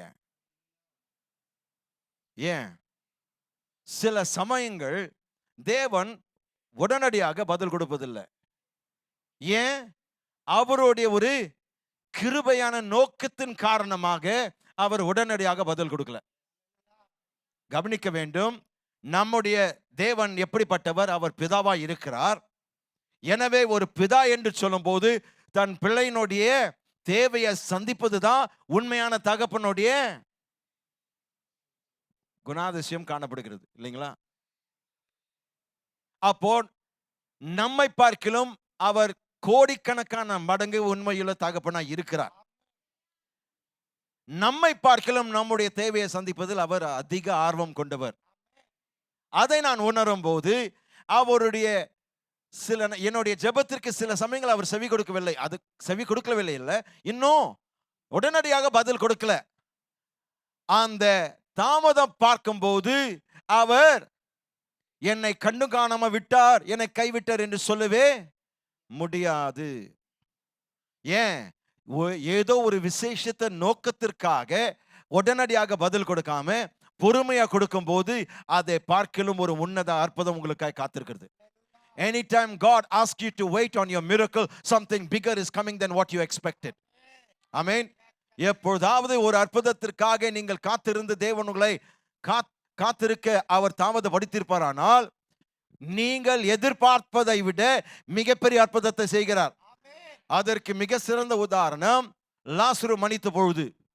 யோவான் 11ஆம் அதிகாரத்தில் லாசரு மரிப்பதற்கு முன்பாக வியாதிப்பட்டு கிடக்கையில் மார்த்தாலும் மரியாலும் தகவல் அனுப்புகிறார்கள் இயேசுவுக்கு, உங்களுடைய நேசமான மன்னிக்கவும் நண்பன் வியாதிப்பட்டு கிடக்கிறார், நீங்கள் வந்து அவரை சுகமாக்கு. கர்த்தர் வரலைங்க. அவர்கள் எதிர்பார்த்த நேரத்தில் அவர் வரல, அவர் மரித்து போயிட்டார். மரித்து போய் 4 நாட்களாய் அவர்கள் அடக்கம் பண்ணிவிட்டார். 4 நாட்களுக்கு பிறகு இயேசு வருகிறார். தேவனுடைய தாமதங்கள் தேவனுடைய மறுப்பல்ல. அவர் இவர்களுடைய ஜெபத்திற்கு செவி கொடுத்தார், ஆனால் நிறைவேற்றவில்லை, தாமதப்படுத்தினார். எதற்காக? அவர்கள் கேட்ட நேரத்தில் வந்திருந்தால் சுகத்திலிருந்து சுகமாக்கப்பட்டிருக்கிற அந்த சிறிய அற்புதத்தை பெற்றிருப்பார்கள். ஆனால் அவர்களுடைய காலத்தை, அவர்கள் எதிர்பார்த்த நேரத்தை கடந்து போய் தாமதமாய் வந்த பிறகு அவர் அவர்கள் நினைத்ததை விட, அவர்கள் எதிர்பார்ப்பதை விட வியாதிப்பட்டவனை சுகமாக்கவில்லை, மரித்தவனை உயிரோடு எழுப்பினார். எது பெரிய அற்புதங்க? நீ இதை காண்பிக்கும்படியாக தான் நான் தாமதித்தேன். நீ எதிர்பார்த்த அற்புதத்தை விட மிகப்பெரிய அற்புதம் உன் வாழ்க்கையில் நான் செய்ய விருப்பப்பட்டேன். ஆகவே தான் இந்த ஜெபத்தை உடனடியாக நான் பதில் தரல. Any time God delays his answer, no something bigger is coming. எப்பொழுதாவது தேவன் தம்முடைய அற்புதத்தை தாமதிக்குமானால் நீங்கள் புரிந்து கொள்ள, மிகப்பெரிய அற்புதம் என்னை நோக்கி வந்து கொண்டிருக்கிறது. சோர்ந்து போகாதீங்க, இன்னும் பரவசம் அடையணும். காலம் தாமதமாக ஆக நீங்க இன்னும் குதூகலம் கொண்டாட்டம் தான் வரணும். ஏன்? மிகப்பெரிய அற்புதம் வருது. காத்திருப்பின் காலத்துல நான் சொல்கிறேன், கர்த்தருடைய அற்புதத்தை நீங்கள் காண்பீர்கள். You will see God's miracle in the waiting period. Learn to wait by faith. விசுவாசத்தை கொண்டு காத்திருக்க கற்றுக்கொள்ளுங்கள். ஆமென். தேவனுடைய தாமதங்கள் மறுப்பல்ல என்று புரிந்து கொண்ட ஒரு மனுஷன் யாருன்னா எலியா. எனவேதான் பேர் ஆர்வத்தோடு விடாமுயற்சியோடு அவர் ஜெபித்தார். விட்டு விடல, சோர்ந்து போகல, சொன்ன மாத்திரத்தில் நின்று காரியத்தை பார்த்தார். ஆமென்.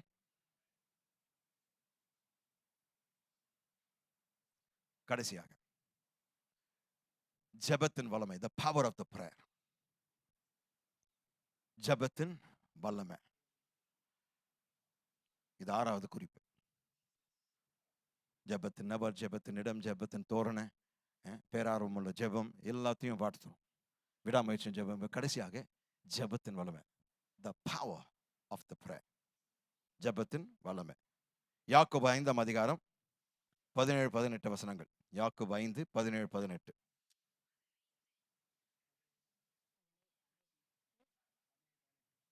எலியா என்பவன் நம்மைப் போல பாடுள்ள மனுஷனாய் இருந்தும் மழை பெய்யாதபடிக்கு கருத்தாய் ஜெபம் பண்ணினான்.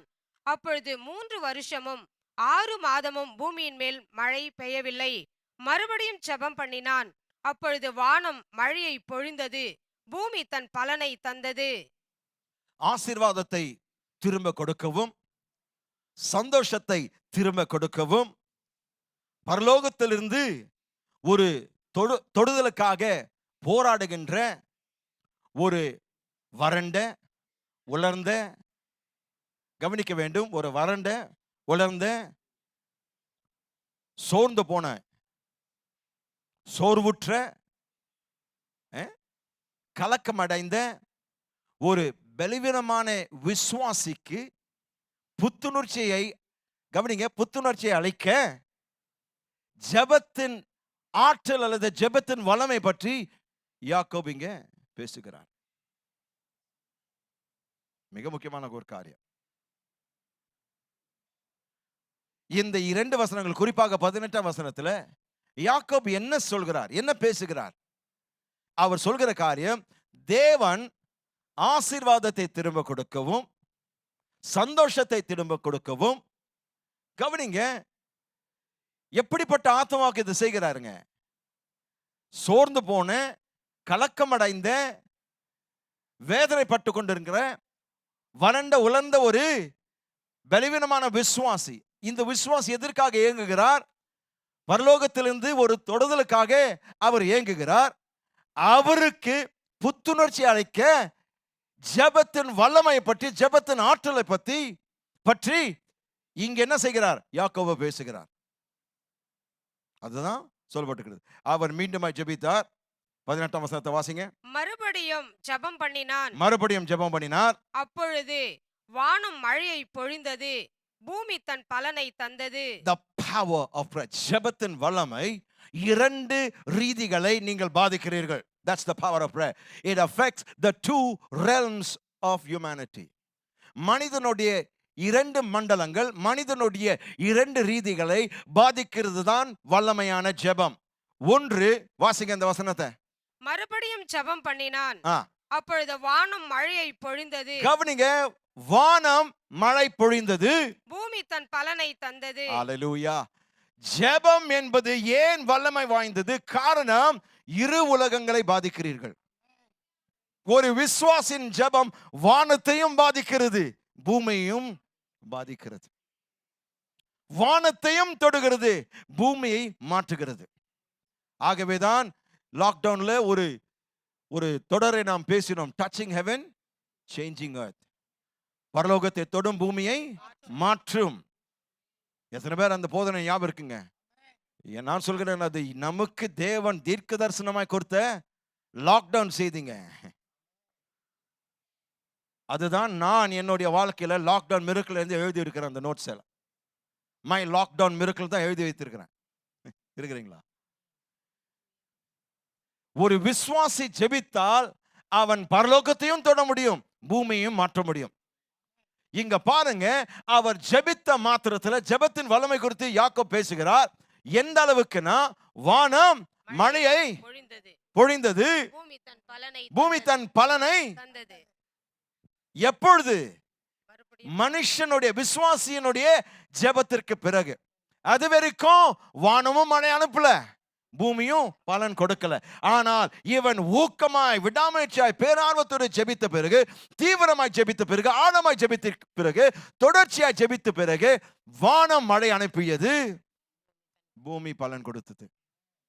உங்களுடைய வாழ்க்கையில் 2 உலகங்கள் ஒவ்வொரு முறை நீங்கள் ஜெபிக்கும் போது பாதிக்கப்படுகிறது. Oh, I cannot get enough witness in this.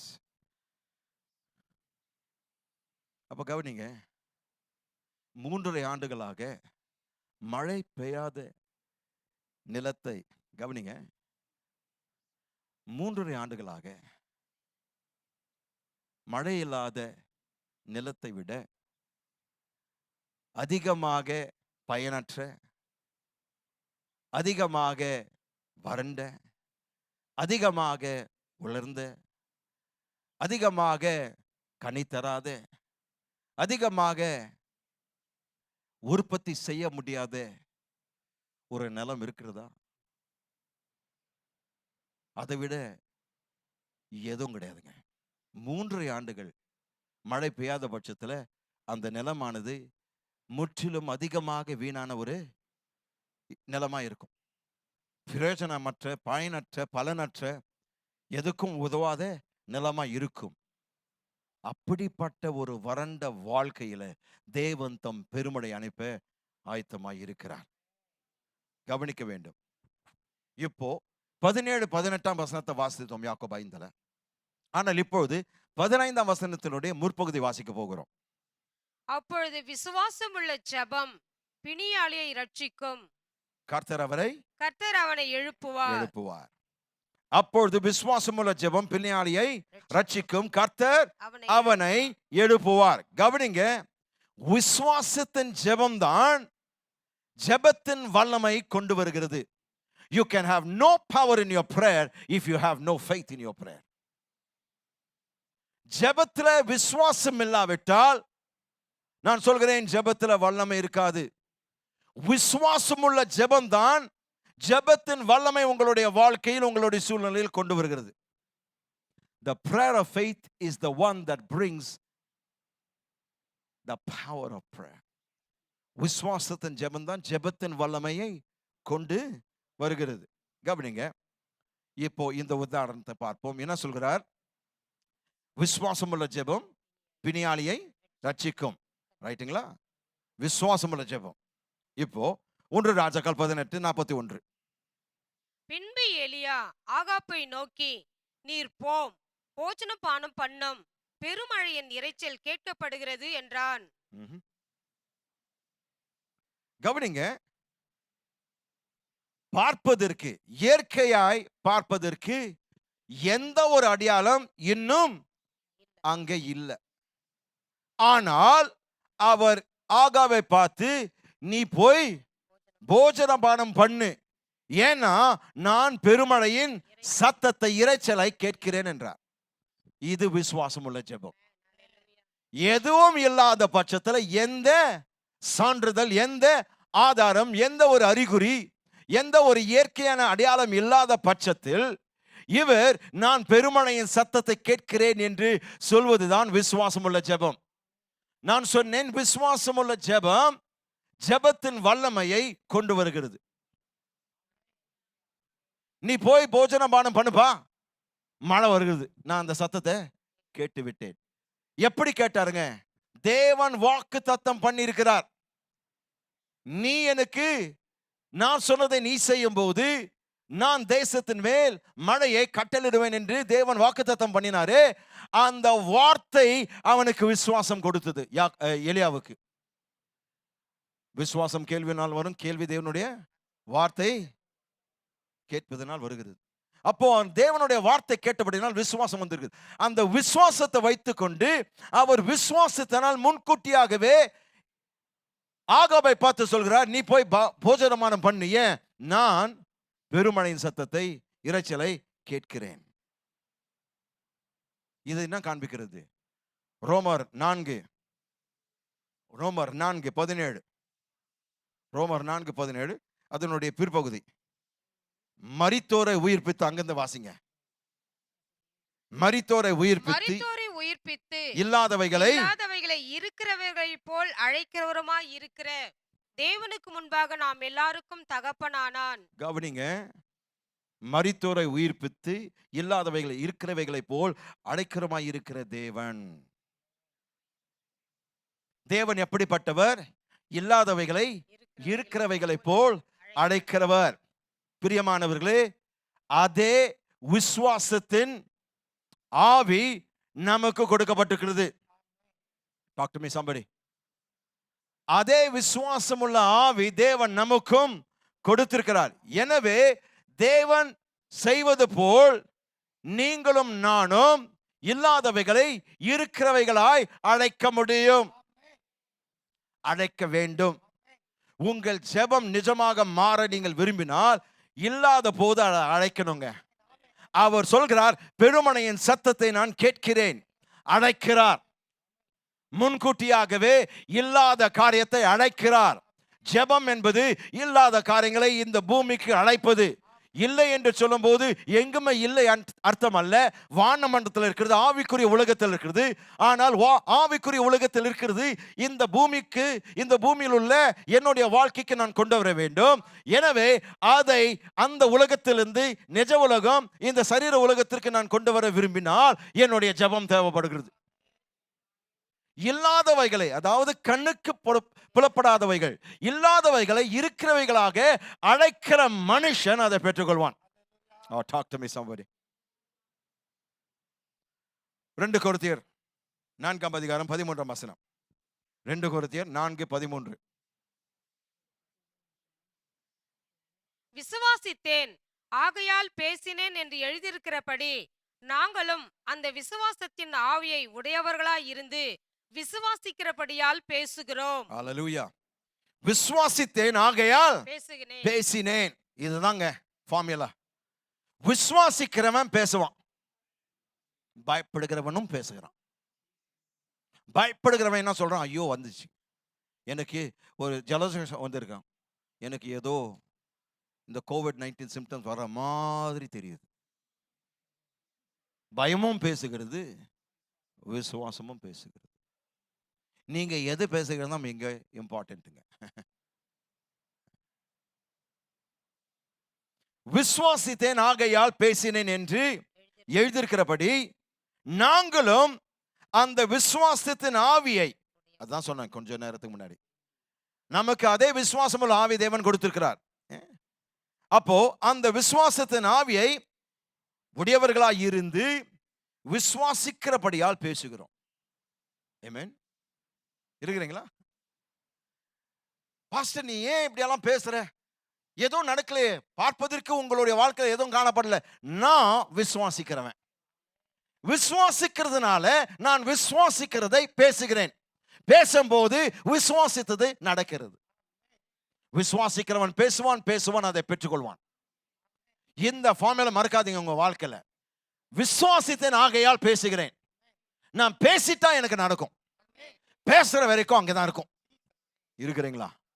அந்த வான மண்டலத்துல உங்களுடைய ஆசீர்வாதம் அங்க தேங்கி இருக்குதுங்க.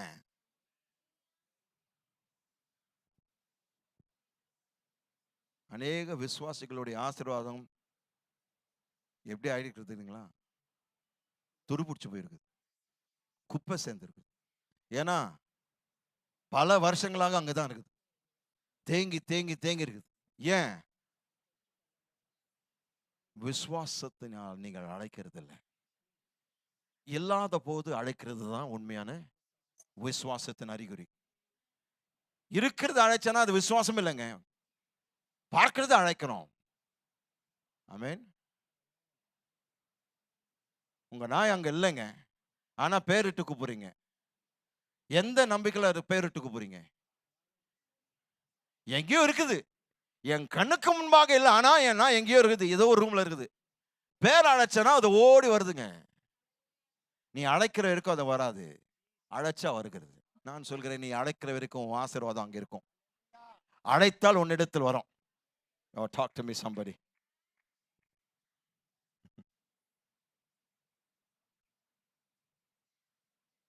விசுவாசத்தின் ஜெபத்தை எலியா ஜெபித்தார். எப்படி தெரிகிறது? அவர் விசுவாசித்ததை பேசுகிறார். ஆகவே நீ போய் போஜனம் பண்ணு, நான் பெருமழையின் இரைச்சலை சத்தத்தை நான் கேட்கிறேன். பாருங்க, எந்த ஒரு இயற்கையான அடையாளம் இல்லாத பொழுது அவர் என்ன சொல்கிறாருங்க? மழைக்கு அறிகுறியே இல்லாத பொழுது, அந்த மழையினுடைய சாத்தியக்கூறுகள் மரித்து கிடந்த பொழுது அவர் சொல்கிறார், பெருமழையின் இரைச்சல் நான் கேட்கிறேன், கேட்கப்படுகிறது. Oh, talk to me somebody. மழையை உணர எந்த ஒரு இயற்கையான வழி இல்லாத பொழுது அவர் முன்கூட்டியாகவே மழை வருகிறது என்று அறிவித்தார். பிரியமானவர்களே கவனிங்க, சரீர புலன்களின் அடிப்படையில் அவர் பேசவில்லை, தேவனுடைய வார்த்தையின் அடிப்படையில் பேசுகிறார். நாம் அதிகமாய் ஜெபத்துல சரீரத்தின் புலன்களின் அடிப்படையில் தான் பேசுகிறோம். ஓ எனக்கு ஜுரம் இருக்கு பிரதர், டாக்டர் சொல்லிட்டாங்க ஏதோ கிட்னி ஸ்டோன் இருக்குதான், வலி இருக்குதுங்க, பிரசவ வலியா இருக்குதுங்க, கிட்னி ஸ்டோன்னு சொல்லிட்டாங்க. நம்ம டாக்டர் சொன்னது நம்ம திருப்பி பேசுறோம். ஆனால் அது விசுவாசம் அல்ல, அது சரீர புலன்கள் அடிப்படையில் பேசுகிறோம். இந்த வலி இருக்கிறது உண்மைதான், ஆனால் வார்த்தை சொல்கிறது அவருடைய தழும்புகளால் நான் சுகமானேன், விசுவாசித்தேன் ஆகையால் பேசுகிறேன், இல்லாதவைகளை இழைக்கிறவைகள் போல் அழைக்கிறேன், அழைக்கும் போது அது அற்புதம் நடைபெறும். ஆமென். அவர் சொல்கிறார் நீ திரும்பி போய் பார். அவர் வந்து சொல்கிறார் 7ஆம் தரம் போய் பார்த்துட்டு வந்துட்டு, ஆம் ஒரு மேகத்தை பார்க்கிறேன், ஆனால் மனுஷனுடைய உள்ளங்கை அளவுக்கு அத்தனை சிறிய மேகமாய் இருக்கிறது. பிரியமானவர்களே, ஒரு சிறிய முன்னேற்றத்திற்காக நீங்கள் தேவனை கொஞ்சம் ஒரு சில வினாடிகள் கர்த்தரை துதிங்க பார்ப்போம். ஒரு சிறிய முன்னேற்றத்திற்காக நீங்கள், ஒரு சிறிய மேகம் தான் தெரிந்திருக்குது, ஆனால் நான் தேவனுக்கு நன்றி சொல்கிறேன், ஏனென்றால் நான் எதிர்பார்க்கிறது வருகிறது. கமான், ஒரு சில வினாடிகள் எல்லாரும் வாய்களை திறந்து துதிங்க. ஆண்டவரே, இந்த சிறிய முன்னேற்றத்திற்காக உமக்கு நன்றி செலுத்துகிறேன். ஓ ஹalleluya, ஹalleluya, ஹalleluya. அப்பா, இந்த சிறிய முன்னேற்றத்திற்காக உமக்கு நன்றி, இந்த சுகத்தின் அறிகுறிக்காக நன்றி, என்னுடைய ஜெபத்தை கேட்ட இந்த சிறிய ஆண்டவரே அடையாளத்திற்காக, ஆதாரத்திற்காக, அத்தாட்சிக்காக உமக்கு நன்றி அப்பா. ஓ ஹalleluya. பிரியமானவர்களே கவனிங்க, நன்றி, நீங்க துதித்ததுக்காக நன்றி. கவனிங்க, பார்ப்பதற்கு அது மிக பெரிதான ஒரு காரியம் இல்லை, ரொம்ப சிறிதான ஒரு காரியமாய் இருக்கிறது. ஆனாலும் ஒரு சிறிய முன்னேற்றத்திற்காக தேவனை துதிக்க நீங்கள் கற்றுக்கொள்ள வேண்டும். ஒரு சிறிய மேகத்தை பார்த்த உடனே அவர் களி கூற ஆரம்பித்தார். உடனே ஆகாபை பார்த்து போய் சொல்லுபாது என்னார். ஏன்? அவர் துதிக்க ஆரம்பித்தார். பிரியமானவர்களே, நான் சொல்கிறேன், நீங்கள் கேட்டது போல் இருக்காதுங்க. நீங்க கேட்டது என்னங்க? பெருமழையின் சத்தம். ஆனால் பார்க்கிறது என்னங்க? மனுஷனுடைய உள்ளங்கை அளவுக்கு தான் ஒரு மிக சிறிய மேகம். நீங்க கேட்டதுக்கும் நீங்க பார்ப்பதற்கும் எந்த ஒரு சம்பந்தமா இல்லை. ஆனாலும் உங்கள் குரல்களை உயர்த்தி, ஆண்டவரே, கர்த்தாவே, இந்த சிறிய முன்னேற்றத்திற்காக உமக்கு நான் நன்றி சொல்கிறேன் ஆண்டவரே என்று சொல்ல முடியுமா? ஓ ஹalleluya. ஏனென்றால் நீங்கள் அந்த சிறிய அடையாளத்தை பார்ப்பீர்களானால், அந்த சிறிய ஆதாரத்தை பார்ப்பீர்களானால், நீங்கள் தேவனை துதிக்க நன்றி செலுத்த கற்றுக்கொள்ள வேண்டும். சிறிய முன்னேற்றத்தின் மீது களி கூறுகிற மக்கள் இருக்க வேண்டுமுங்க. ஓ talk to me somebody. வேலைக்காரன் சொல்கிறான், எஜமானனே ரொம்ப சந்தோஷப்படாதீங்க, ரொம்ப சந்தோஷப்படாதீங்க, இது மனுஷனுடைய உள்ளங்கை அளவுக்கு அத்தனை சிறிய மேகம். தமிழ்ல அழகா வந்திருக்குது. உள்ளங்கை அளவுக்கு அத்தனை சிறிய மேகமாய் இருக்கிறது, அதனால நீ ரொம்ப சந்தோஷப்படாதீங்க. ஒருவேளை எலியா அதை கேட்டு இந்த சாட்சியை அவர் அனுமதித்திருப்பாரானால், அவர் விரக்தி அடைந்து அவர் கர்த்தரை நோக்கி, கர்த்தாவே, உம்முடைய வார்த்தைக்காக நான் வாழ்கிறேன், உன் வார்த்தையை கேட்டு, உம்முடைய வார்த்தை கேட்டு உமக்காக நான் பரிசுத்தமாய் வாழ்கிறேன், உம்மை சேவிக்கிறேன், உம்மிடத்தில் ஜெபிக்கிறேன், ஆனால் எனக்கு கிடைத்ததெல்லாம் இந்த மனுஷனுடைய உள்ளங்கை அளவுக்கு அத்தனை சிறிய மேகம்தானே என்று விரக்தியோடு பேசியிருந்திருக்கலாம். ஆனால் அவர் அப்படி பேசவில்லை. ஏனென்றால் சில நேரங்களில் உங்களுடைய முன்னேற்றத்தை நீங்கள் பெற விரும்பினால், இந்த பிரேக் த்ரூ என்ற வார்த்தை எப்படி தெரியுதா? எப்படி இருக்கு தெரியுங்களா? பிரேக் த்ரூ என்ற வார்த்தை தமிழ்ல முன்னேற்றம் என்று தான் சொல்கிறோம். ஆனால் அதனுடைய உண்மையான அர்த்தம் கவனிங்க. 2 சாமுவேல் 5ஆம் அதிகாரம் 20ஆம் வசனம். 2 சாமுவேல் 5:20. இந்த பிரேக் த்ரூ என்கின்ற வார்த்தையினுடைய உண்மையான அர்த்தத்தை பார்ப்போம். முன்னேற்றம் என்று சொல்லிடுறோம், ஆனால் அதனுடைய உண்மையான அர்த்தம் கவனி. 2 சாமுவேல் 5:20. தாவீது பாகால் பீராசிமுக்கு வந்து, பாகால் பராசிம், அங்கே அவர்களை முறிய அடித்து தண்ணீர்கள் உடைந்தோடுகிறது போல தண்ணீர்கள் உடைத்து ஓடுகிறது போல, உடைத்து வழிந்தோடுகிறது போல கர்த்தர் என் சத்துருக்களை எனக்கு முன்பாக உடைத்து ஓட பண்ணினார் என்று ரபாகா சொல்லி சதலபபபா ஹண்டரோபோஷாயா. ஓ ஹalleluya. கர்த்தர் சொல்கிற வார்த்தை, நீ ஒரு சிறிய முன்னேற்றம். அந்த சிறிய முன்னேற்றம் எப்படிப்பட்டது? உடைத்து வழிந்தோடக்கூடிய தண்ணீர்களைப் போல.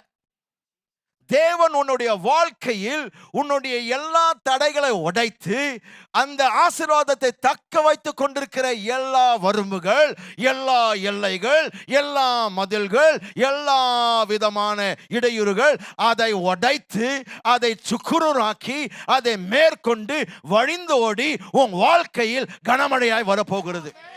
ஷேபா காட்டலாமாந்திரி. ஓ ஹalleluya. உடைத்து வரக்கூடிய ஆசீர்வாதம் உங்களை நோக்கி வந்து கொண்டிருக்கிறது. எல்லாவற்றையும் உடைத்து வழிந்தோடக்கூடிய ஆசீர்வாதம் உங்களை நோக்கி வந்து. I said a breakthrough. It's breaking everything and coming to you. There is a blessing coming. There is a blessing coming. உங்களை நோக்கி ஆசீர்வாதம் வந்து கொண்டிருக்கிறதுங்க. ஆமென். துதிக்கிறவர்கள் எங்கங்க? தேவனை சத்தமாய் துதிக்கிறவர்கள் எங்க? சிறிய முன்னேற்றத்திற்காக தேவனை துதிக்கிறவர்கள். ஏனென்றால் கவனிங்க, ஏன் சத்தமாய் துதிக்க வேண்டும்? ஏனென்றால் விசுவாசத்தின் கிரியையில் தேவனை ஒரு சிறிய முன்னேற்றத்திற்காக துதிக்கிற மக்கள் தான் அதிகமாய் தேவனுடைய ஆசீர்வாதத்தை பெறுவார்கள். கவனிங்க, விசுவாசத்தின் கிரியையில் மழை பெய்வதற்கு முன்பாக மழைக்காக மக்கள் நன்றி செலுத்த வேண்டும். விசுவாசத்தின் கிரியையில் நீங்கள் உங்களுடைய அற்புதத்தை பார்ப்பதற்கு முன்பாக அந்த அற்புதத்திற்காக தேவனுக்கு நன்றி சொல்ல வேண்டும், துதிக்க வேண்டும். ஆமென். துதிக்கிறவர்கள் எங்க? துதிக்கிற மக்கள் எங்க? எல்லாரும் சைலண்ட் ஆயிடுங்க. இப்போ துதிக்க சொன்ன துதிப்பீங்க இல்ல. எனக்கு அந்த அடையாளம் பார்த்த உடனே நீங்க இனிமேல் பிரசங்கம் பண்ணாலும் பண்ணாவிட்டாலும் நான் துதிக்க போறேன் பாஸ்டர். இருக்கிறீங்களா? நீங்க சத்தமாய் துதிக்கும் போது மக்கள் உங்களை பார்த்து இவர் கொஞ்சம் ஓவர் உணர்ச்சி வசப்படுறாங்க. ஏன் உணர்ச்சி வசப்படுறாங்க என்று சொல்றாங்க? ஏன்னா ஒரு சிறிய மேகத்தை பார்த்து இவ்வளவு சத்தம் போடுறீங்களே. ஆனால் அவர்களுக்கு தெரியாது, இது பார்ப்பதற்கு சிறிதாய் தெரியலாம். பக்கத்துல பார்த்து சொல்லுங்க, இப்பொழுது அது மிக சிறியதா இருக்கலாம், ஆனால் தேவன் சொன்னார் பெருமழை வருகிறது. ஆமென். எத்தனை பேர் நம்புறீங்க? பெருமழை வருகிறது, பெருமழை வருகிறது. வாசிப்போம். 1 ராஜாக்கள் 18:44 வசனத்தினுடைய பிற்பகுதி. 1 ராஜாக்கள் 18:44 வசனத்தினுடைய பிற்பகுதி. வேகமா போலாம். போய் ஆகாப்பை நோக்கி, மழை உம்மை தடை செய்யாதபடிக்கு ரதத்தை பூட்டி போய்விடும் என்று சொல் என்றான். என்ன சொல்றாருங்க? ஆகாபை நோக்கி. கவனிங்க, எலியா ஆகாபை எப்படி பார்த்து பேசுறாரு பாருங்க. ஆகாபை நோக்கி, நீ என்ன செய்யணும்? மழை உன்னை தடை செய்யாதபடிக்கு நீ உன் ரதத்தை பூட்டி போய்விடும். அதாவது வேற வார்த்தைகள் என்ன சொல்றாருன்னா, மழை உன்னை நிறுத்துவதற்கு முன்பாக தயவு செய்து ஓடிவிடுன்றார். ஐயோ, ஆண்டவரே, ராஜாவே, மழை வருகிறது, ஆனால் அது உன்னுடைய முன்னேற்றத்தை நிறுத்தாதபடிக்கு நீ இப்போ புறப்பட்டு போ. கவனிங்க, ஆசீர்வாதம் வந்த பிறகு அதன் பிறகு நான் கடந்து போறேன் பாஸ்டர் என்று சொல்லக்கூடிய மக்களை பார்த்து பேசுகிறேன். உங்கள் ஆசீர்வாதத்தை நிச்சயமாய் நீங்கள் எடுப்பீர்கள். சாரி, இது செய்தி, உண்மையான செய்தி.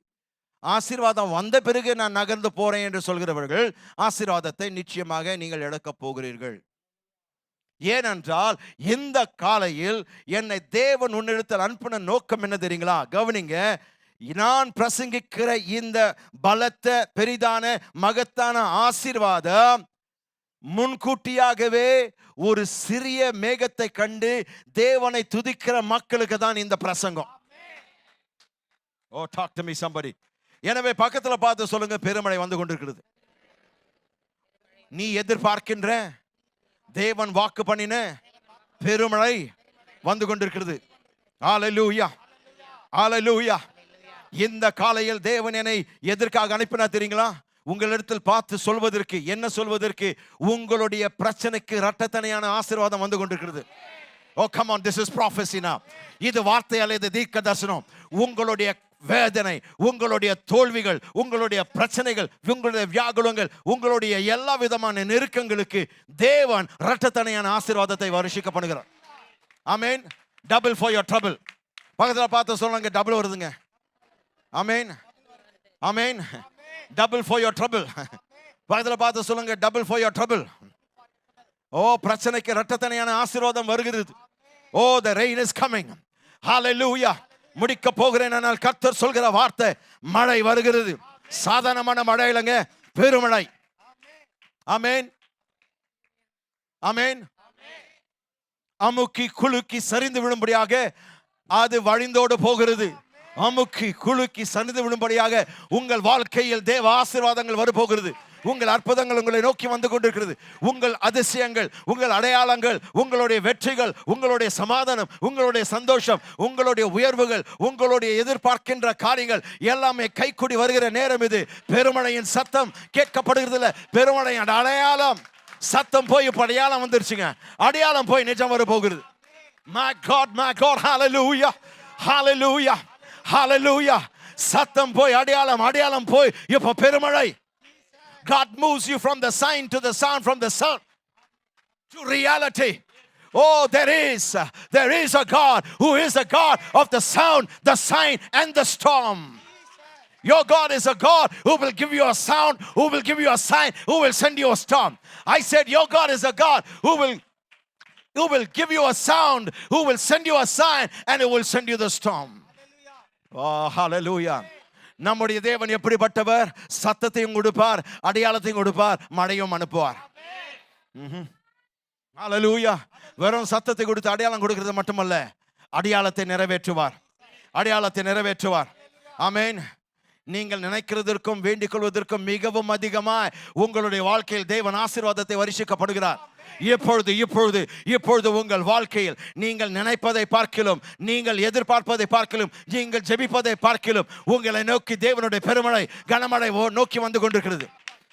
ஹalleluya, hallelujah, hallelujah, hallelujah. 1 ராஜாக்கள் 18:45-46 முடிப்போம். அதற்குள்ளாக வானம் மேகங்களினாலும் காற்றினாலும், அதற்குள்ளாக வானம் சற்று நொடிகளுக்கு முன்பாக மனிதனுடைய உள்ளங்கை அளவுக்கு அத்தனை சிறிய மேகம். அதற்குள்ளாக தேவன் எப்பொழுதுமே ஒரு அதற்குள்ளாக இருக்கும் தேவனாய் இருக்கிறார். நீங்க சொல்லி முடிக்கிறதுக்குள்ள, நீங்க பார்த்து முடிக்கிறதுக்குள்ள, நீங்க வந்து விவரித்து முடிக்கிறதுக்குள்ள, நீங்க சொல்லி முடிக்கிறதுக்கு அதற்குள்ள, இந்த மனுஷன் சொல்லி முடிக்கிறதுக்குள்ள வாசிங்க. அதற்குள்ளாக வானம் அதற்குள்ளாக வானம் மேகங்களினாலும் காற்றினாலும் கருத்து பெருமழை உண்டாயிற்று. ஆகாப் ரதத்தில் ஏறி இஸ்ரேலுக்கு போனான். அதற்குள்ளாக வானம் மேகங்களினாலும் காற்றினாலும் கருத்து பெருமழை. ஓ, ஹalleluya, hallelujah. உங்களை பார்த்து சொல்கிறேன், இந்த நிமிடத்தில் நீங்கள் உங்களுடைய ஆவிக்குரிய வாழ்க்கையை நீங்கள் கண்ணோக்கி பார்ப்பீர்களானால் உங்களை சுற்றிலும் வானத்துல மேகங்கள் உங்களை மூடிக்கொண்டிருக்கிறதுங்க. தேவனுடைய பலத்தை காற்றடிக்க ஆரம்பிக்கிறதுங்க. அது மட்டுமல்ல, கருத்து பெருமழை உங்களை நோக்கி வந்து கொண்டிருக்கிறது. வாசிங்க 46ஆம் வசனம். கர்த்தருடைய கை எலியாவின் மேல் இருந்ததினால் அவன் தன் அறையை கட்டிக்கொண்டு இஸ்ரேலுக்கு வருமட்டாக ஆகாபுக்கு முன் ஓடினான். 45ஆம் வசனத்தோட பிற்பகுதி. காற்று எல்லாம் வந்த பிறகு ஆகாப் ரதத்தில் ஏறி இஸ்ரேலுக்கு போனான்.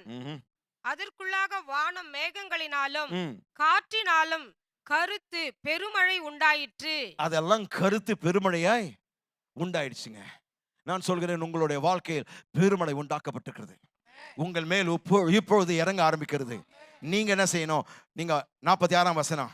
கர்த்தருடைய கை எலியாவின் மேல் இருந்ததினால் அவன் தன் அறையை கட்டிக்கொண்டு இஸ்ரேலுக்கு வருமட்டாக ஆகாபுக்கு முன் ஓடினான். ஹalleluya, hallelujah, hallelujah. தேவன் சொல்கிற காரியம் அநேக நாட்களாய் நீங்க பின்தங்கி இருந்திருக்கலாம். ஆகாபு முன் சென்று விட்டான், அவனோ இந்த மழையை தப்பித்து போய்விடும் போல இருக்குது. நான் பலர் ஆகாபை போல ஆசீர்வாதத்தை முன்கூட்டியாகவே பெற்றிருக்கிறான். ஆனா அவங்களுடைய வாழ்க்கை பார்க்கும்போது நான் இன்னும் ஸ்லோ மோஷன்ல இருக்கிற மாதிரி தெரியுது பாஸ்டர். இன்னும் எனக்கு காரியம் நடக்கல, இன்னும் எனக்கு காரியம் சம்பவிக்கல, இன்னும் நான் எதிர்பார்த்தது, நான் ஜெபித்தது அநேக ஆண்டுகள் ஆன பிறகு கூட எனக்கு எதுவும் நடக்கல, எனக்கு எதுவும் சம்பவிக்கல. நான் என்ன செய்யட்டும்? நான் எவ்வளவுதான் பொறுமையாக காத்திருக்கிறது? மற்றவங்களாம் பார்க்கும்போது அவங்க ரதத்தை எடுத்து போயிட்டே இருக்கிறாங்க, ஆனா நான் இன்னும் ஸ்லோ மோஷன்ல இங்க நின்று கொண்டிருக்கிறேன். கர்த்தர் சொல்கிறார், ஸ்லோ மோஷன்ல இருக்கிறவர்கள் இப்பொழுது 6 கியர்ல நான் அனுப்ப போறேன்ற. பின் தங்கினவர்கள், காத்திருந்தவர்கள், ஏதோ நடக்கல, பல ஆண்டுகளாக இந்த காரியத்துக்காக ஜெபித்தேன், இந்த காரியத்துக்காக விசுவாசித்தேன், இந்த காரியத்தை நான் அறிக்கை செய்தேன், பல ஆண்டுகளாக எதுவும் நடக்கல, இருந்த இடத்துல நான் இருந்து கொண்டிருக்கிறேன். மற்றவர்கள் எல்லாம் போய்விட்டாங்க, எல்லா ஆகாபுகள் போய்விட்டாங்க, மற்ற விசுவாசிகள் போய் கொண்டிருக்காங்க, எல்லாரும் ஓட்டி கொண்டு போறாங்க. ஆனால் நானோ பின்தங்கி இருக்கிறேனே. நானும் இருந்த இடத்துல கர்த்தர் சொல்கிறார், நான் அனுப்புகிற பெருமழை வெறும் பூமியை நிரப்பாது, உனக்கு புதிய வல்லமை கொடுக்கிறேன். நீங்கள் மற்றவர்களை பார்க்கிலும் முந்திக் கொண்டு ஓடுவீர்கள், முந்திக் கொண்டு ஓடுவீர்கள். God is prophesying to somebody right now. அநேக நாட்களா இருந்த இடத்துல இருந்திருக்கிறீங்க, நீங்க கண்ணீர் விட்டுக்கிறீங்க, எல்லாரும் ஆசீர்வதிக்க, எனக்கு முன்பாக எல்லாரும் திருமணம் ஆயிடுச்சு, நான் இன்னும் திருமணம் ஆகல. கர்த்தர் சொல்கிறார், நீங்கள் அவர்களையும் தாண்டி போவீர்கள்.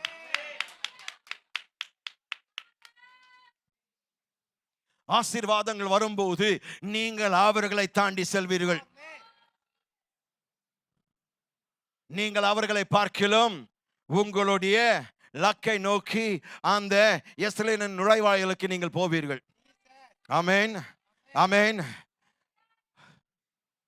ஜக்கரியா 10ஆம் அதிகாரம் சொல்லி முடிப்போம். ஜக்கரியா 10:1. பெருமழை, இது சாதாரண மழை அல்ல, இது வெறும் தூறல் அல்ல, பெருமழை. வாசிங்க 10:1, ஜக்கரியா 10:1. காலத்து மழையை கர்த்தரிடத்தில் வேண்டிக் கொள்ளுங்கள், அப்பொழுது கர்த்தர் மின்னல்களை உண்டாக்கி வயல்வெளியில் அவரவருக்கு பயிர் உண்டாக அவர்களுக்கு மழையை கட்டளையிடுவார். பிரியமானவர்களே, உங்களுடைய பலவீனங்களிலிருந்தும் உங்களுடைய தோல்விகளிலிருந்தும் உங்களுடைய கண்களை எடுத்து விடுங்க. உங்களுடைய பலவீனங்கள், உங்களுடைய தோல்விகள், உங்களுடைய ஏமாற்றங்கள், உங்களுடைய தைரியங்கள் அதே பார்த்து கொண்டு அதே பேசினுக்கிறீங்க. அதனால தான் உங்க ஆசீர்வாதம் இன்னும் உங்களை ஜெயிக்க வைக்கல. ஏன்னா நீங்க பார்க்கிறது தான் பேசுறீங்க. உங்களுக்கு தேவன் வைத்திருக்கிறத நீங்க முன்கூட்டியாக அழைக்கவில்லை, அழைக்கல. நீங்க பார்த்துட்டு நீங்க காண்கிறது தான் சொல்லி நிற்கிறீங்க. எனக்கு இன்னும் இது நடக்கல, எனக்கு இன்னும் வேலை கிடைக்கல, எனக்கு இது வரல, அது வரல. நீங்க பார்க்கிறது தான் பேசி கொண்டிருக்கிறீங்க, தேவன் சொன்னதை பேசவே மாட்டேங்கிறீங்க. பெருமழையின் இறைச்சல் நான் கேட்டுக்கொண்டிருக்கிறேன். என் காரியம் நடக்கும், அவர் சொல்லிட்டார், நடந்தே தீரும். அது எப்பொழுது? அது அவர் கையில. நான் பேசுகிறேன், அழைக்கிறேன், என் வாழ்க்கையில இது நடக்கணும், அழைக்கிறேன் இயேசுவின் நாமத்துல. வேற எதுவும் பேசாம அழைக்கிறத மட்டும் பேசினா அழைத்ததை பெற்றுக்கொள்வீர்கள். ஆமென். கவனிங்க, எலியா நம்மை போல பாடுள்ள மனுஷன் மழை இல்லாத பட்சத்தில் மழை பெருமழை வருகிறது என்று நான் கேட்கிறேன் என்று சொன்னது மட்டுமல்ல, அதை ஜெபித்து, விடாமுயற்சியாய் ஜெபித்து, பேரார்வத்தோடு ஜெபித்து அதை கொண்டு வந்தார். கொண்டு வந்த மாத்திரத்தில் ஸ்லோ மோஷன்ல இந்த வரை போகுது, 6th கியர் டாப் கியர்ல போறாருங்க. இப்போ 6 தாண்டிச்சான்னு தெரியல கார் உலகத்துல. எனக்கு தெரிஞ்ச வரைக்கும் 6th கியர் வந்துடுச்சுன்னு கேள்விப்பட்டேன். இப்போ 7, 8 எல்லாம் போயிடுச்சான்னு தெரியல. ஆனால் வந்துச்சா கூட நீங்கள் 6ல தாண்டாடுங்க. ஏன்னா நீங்கள் இன்னும் கொஞ்சம் நாள் இந்த பூமியில் இருக்கணும். அதுவும் நம்ம ஊருங்களெல்லாம் 6th கியர் எல்லாம் நினச்சி கூட பார்க்க முடியாது. ஏன்னா நேரம் ஆப்போசிட்லேருந்து வருவான். அவன் ஆப்போசிட் உன்னை பார்த்து கை காமிப்பான்.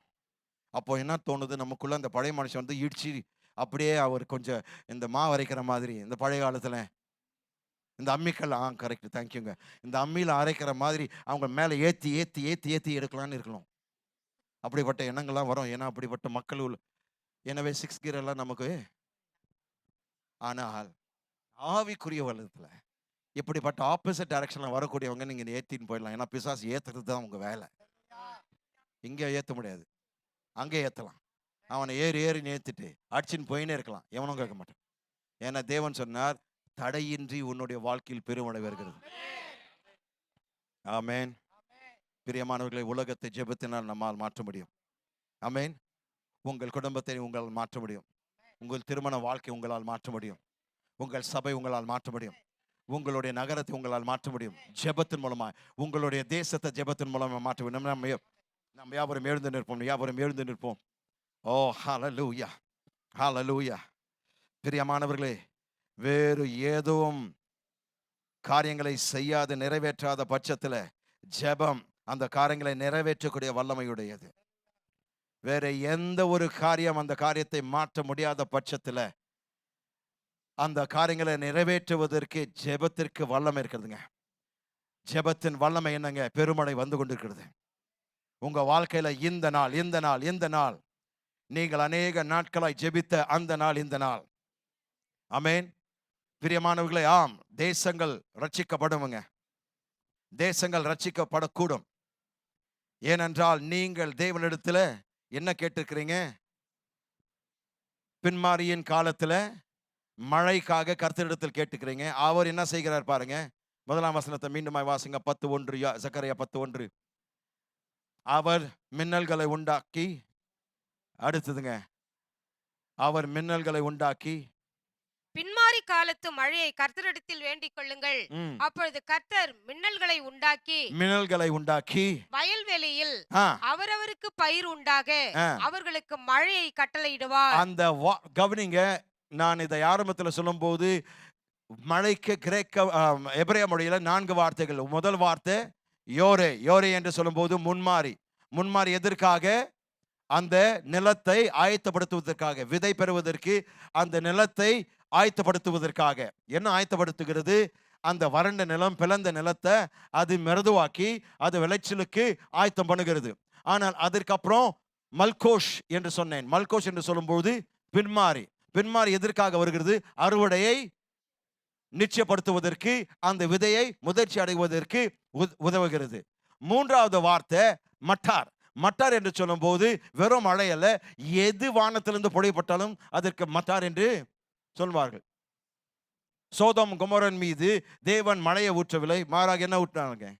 அக்னியும் கந்தகமும் ஊற்றினார். அதற்கு மட்டார். அப்போ வேற எந்த ஒரு காரியத்தை ஊற்றப்படும் போது அதற்கு மட்டார் என்று பெயரிடுவார்கள். அது வேற மழை அல்ல. ஆனால் 4வது வார்த்தை கெஷம். கெஷம் என்று சொல்லும் போது அது தூறல் அல்ல. ஏனென்றால் தமிழ்ல சரியாக வரல. மழையை கட்டளிடுவார். ஆனால் எபிரேய மொழியிலும் ஆங்கிலத்திலும் I will send showers of blessing. கர்த்தர் உங்களை நோக்கி சொல்கிறார், தூறல் அல்ல, பெருமழை. பெருமழை உங்களை நோக்கி வந்து கொண்டிருக்கிறது. எனவே இப்பொழுது தேவனுடைய மகிமையை காண, தேவனுடைய மகிமையை அனுபவிக்க விரும்புகிறவர்கள் உங்களுடைய குரல்களை உயர்த்தி நீங்கள் தேவனுக்கு, அந்த சிறிய மேகத்திற்கு, அந்த பதிலுக்கு, அந்த ஆளுகையின் வாழ்க்கைக்கு நீங்கள் கரங்களை உயர்த்தி நீங்கள் நன்றி சொல்ல ஆரம்பிங்க. நீங்கள் நன்றி சொல்ல ஆரம்பிங்க. ஏனென்றால் தேவன் சபையை ஜெபிக்குமாறு ஆணையிடுகிறார். அதுதான் ஆளுகை. ஜெபிக்கிறவர்கள் கவனிங்க, ஜெபிக்கிற ஒவ்வொருத்தரும், ஜெபிக்கிற ஒவ்வொரு மனுஷன் ஆளுகை செய்கிறவராய் மாறுவார்கள். Everyone who prays will walk under dominion. Oh hallelujah. ஜெபிக்கிற ஒவ்வொரு மனுஷன் ஆளுகை செய்வான். ஜெபிக்கிற ஒவ்வொரு மனுஷன் ஆளுகை செய்வான். Oh hallelujah, hallelujah. பெருமழை வந்து கொண்டிருக்கிறது. பெருமழை வருகிறது. பெருமழை வருகிறது. பெருமழை, சுகத்தின் பெருமழை, விடுதலையின் பெருமழை, சிட்சையின் பெருமழை, வெற்றியின் பெருமழை, அடையாளங்களின் பெருமழை, அற்புதங்களின் பெருமழை, சமாதானத்தின் பெருமழை, விடுதலையின் பெருமழை. ஓ ஹalleluya, உயர்வுகளின் பெருமழை. Thank you Lord, thank you Lord, hallelujah, hallelujah, hallelujah. நீங்கள் முன்னேறி போகிறீர்கள். hallelujah, ஓ hallelujah. டாப் கியர்ல நீங்க போறீங்க. இனி ஸ்லோ மோஷன் வாழ்க்கை கிடையாது. மின்னல் வேகத்தில் நீங்க போறீங்க. ஆயத்தமாகுங்கள், ஆயத்தமாகுங்கள். ராபா காட்டலமனமா சாண்டா.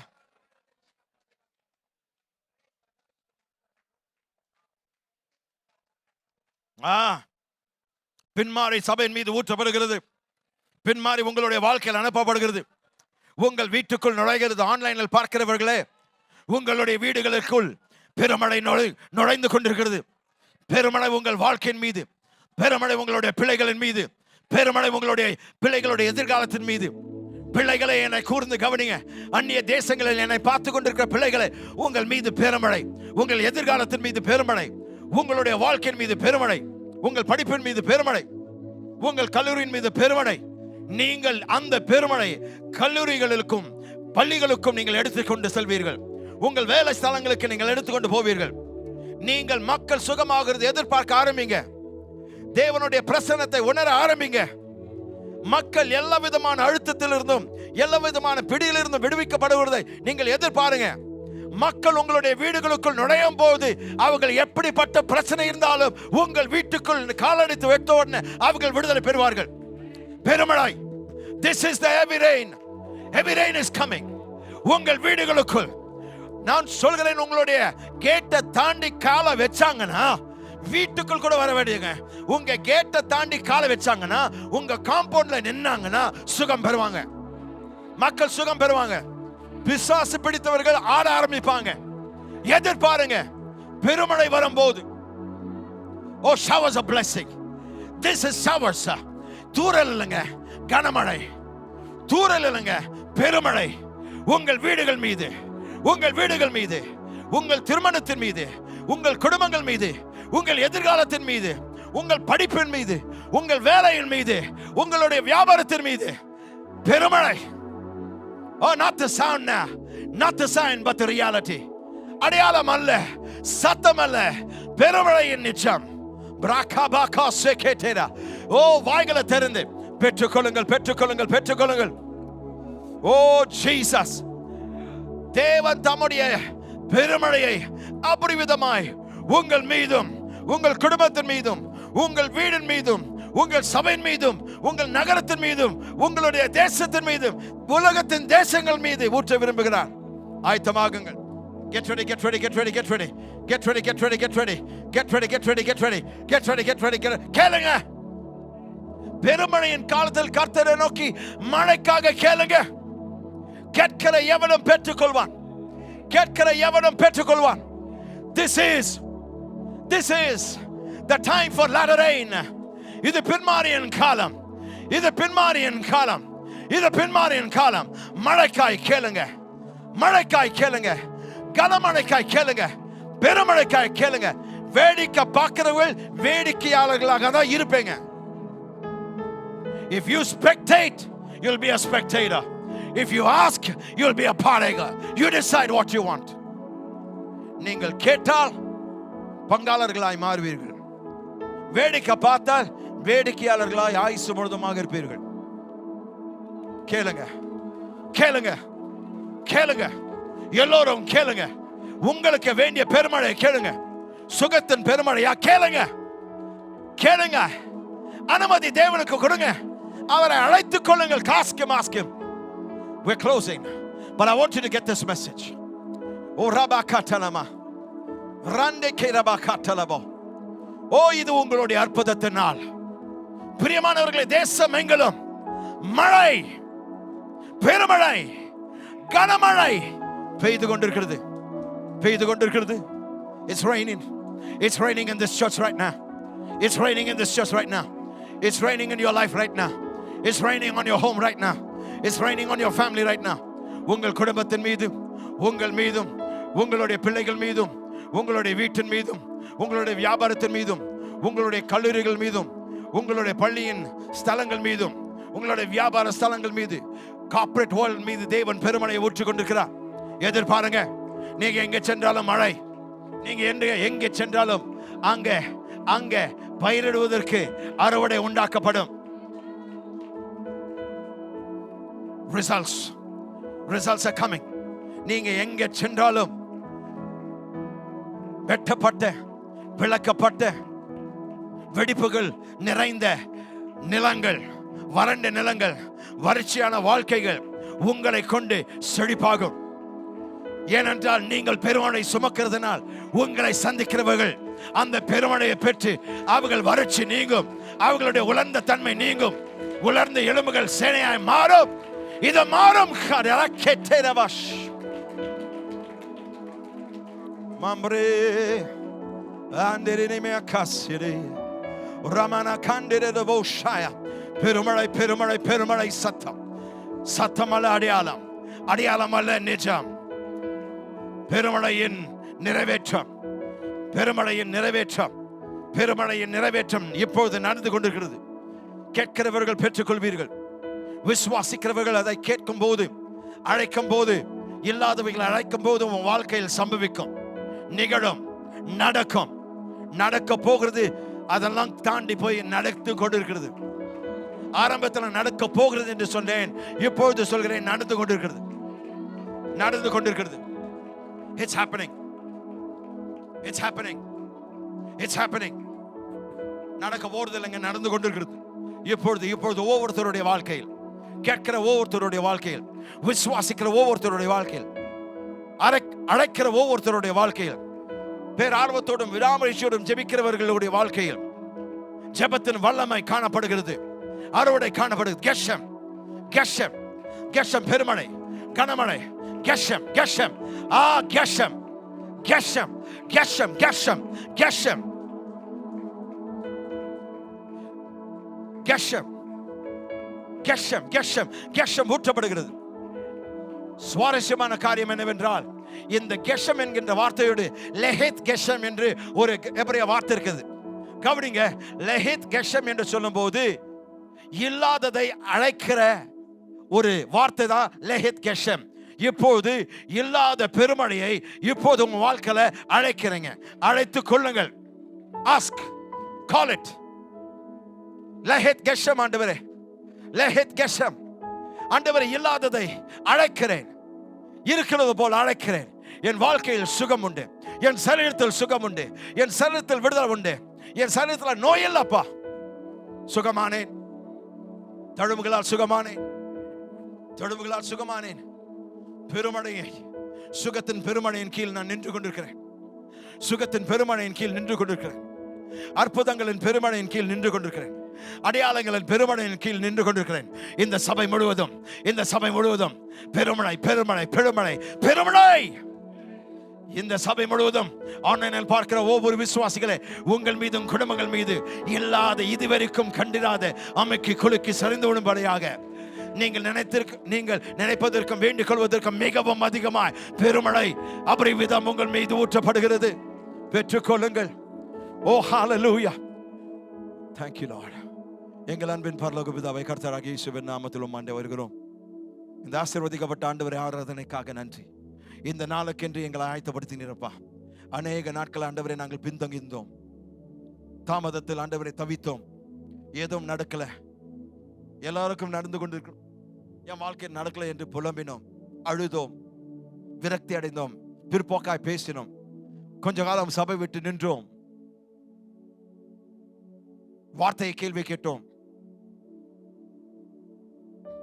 தேவனை கேள்வி கேட்டோம், உம்முடைய குணாதிசயங்களை சந்தேகப்பட்டோம், உம்முடைய நேர்மையை சந்தேகப்பட்டோம், உம்முடைய உண்மைத்தன்மையை சந்தேகப்பட்டோம். ஆனால் தாமதம் மறுப்பல்ல என்று இன்றைக்கு நாங்கள் புரிந்து கொண்டோம். நான் நினைத்ததை விட நீங்க ஒரு மிக மிக பெரிய அற்புதத்தை என் வாழ்க்கையில் கொண்டு வருவதற்கு இந்த தாமதத்தை அனுமதித்தீரப்பா, நீர் அனுமதித்தீரப்பா. எதிர்பார்க்கிறேன் ஆண்டவரே, எங்களுடைய ஸ்லோ மோஷன் வாழ்க்கை நீங்க போய் நாங்கள் டாப் கியர்ல செல்ல விரும்புகிறோம்ப்பா. 6ஆம் கியர்ல எங்களுடைய வாழ்க்கை போகட்டும். இழந்த ஆண்டுகள் கர்த்தாவே நீர் இரட்டத்தனையாக 1000 மடங்காக மாற்றித்தாரும். அநேக ஆண்டுகளை எழுந்துட்டோம், எங்களுடைய வாலிப நாட்களை எழுந்துட்டோம், எங்களை உணர்வுகளை எழுந்துட்டோம், எங்களுடைய சந்தோஷங்களை எழுந்துட்டோம். இதுக்கு மேல என்ன பாசம் இருக்க போகுது? இதுக்கு மேலதான் எல்லாமே இருக்க போகுது.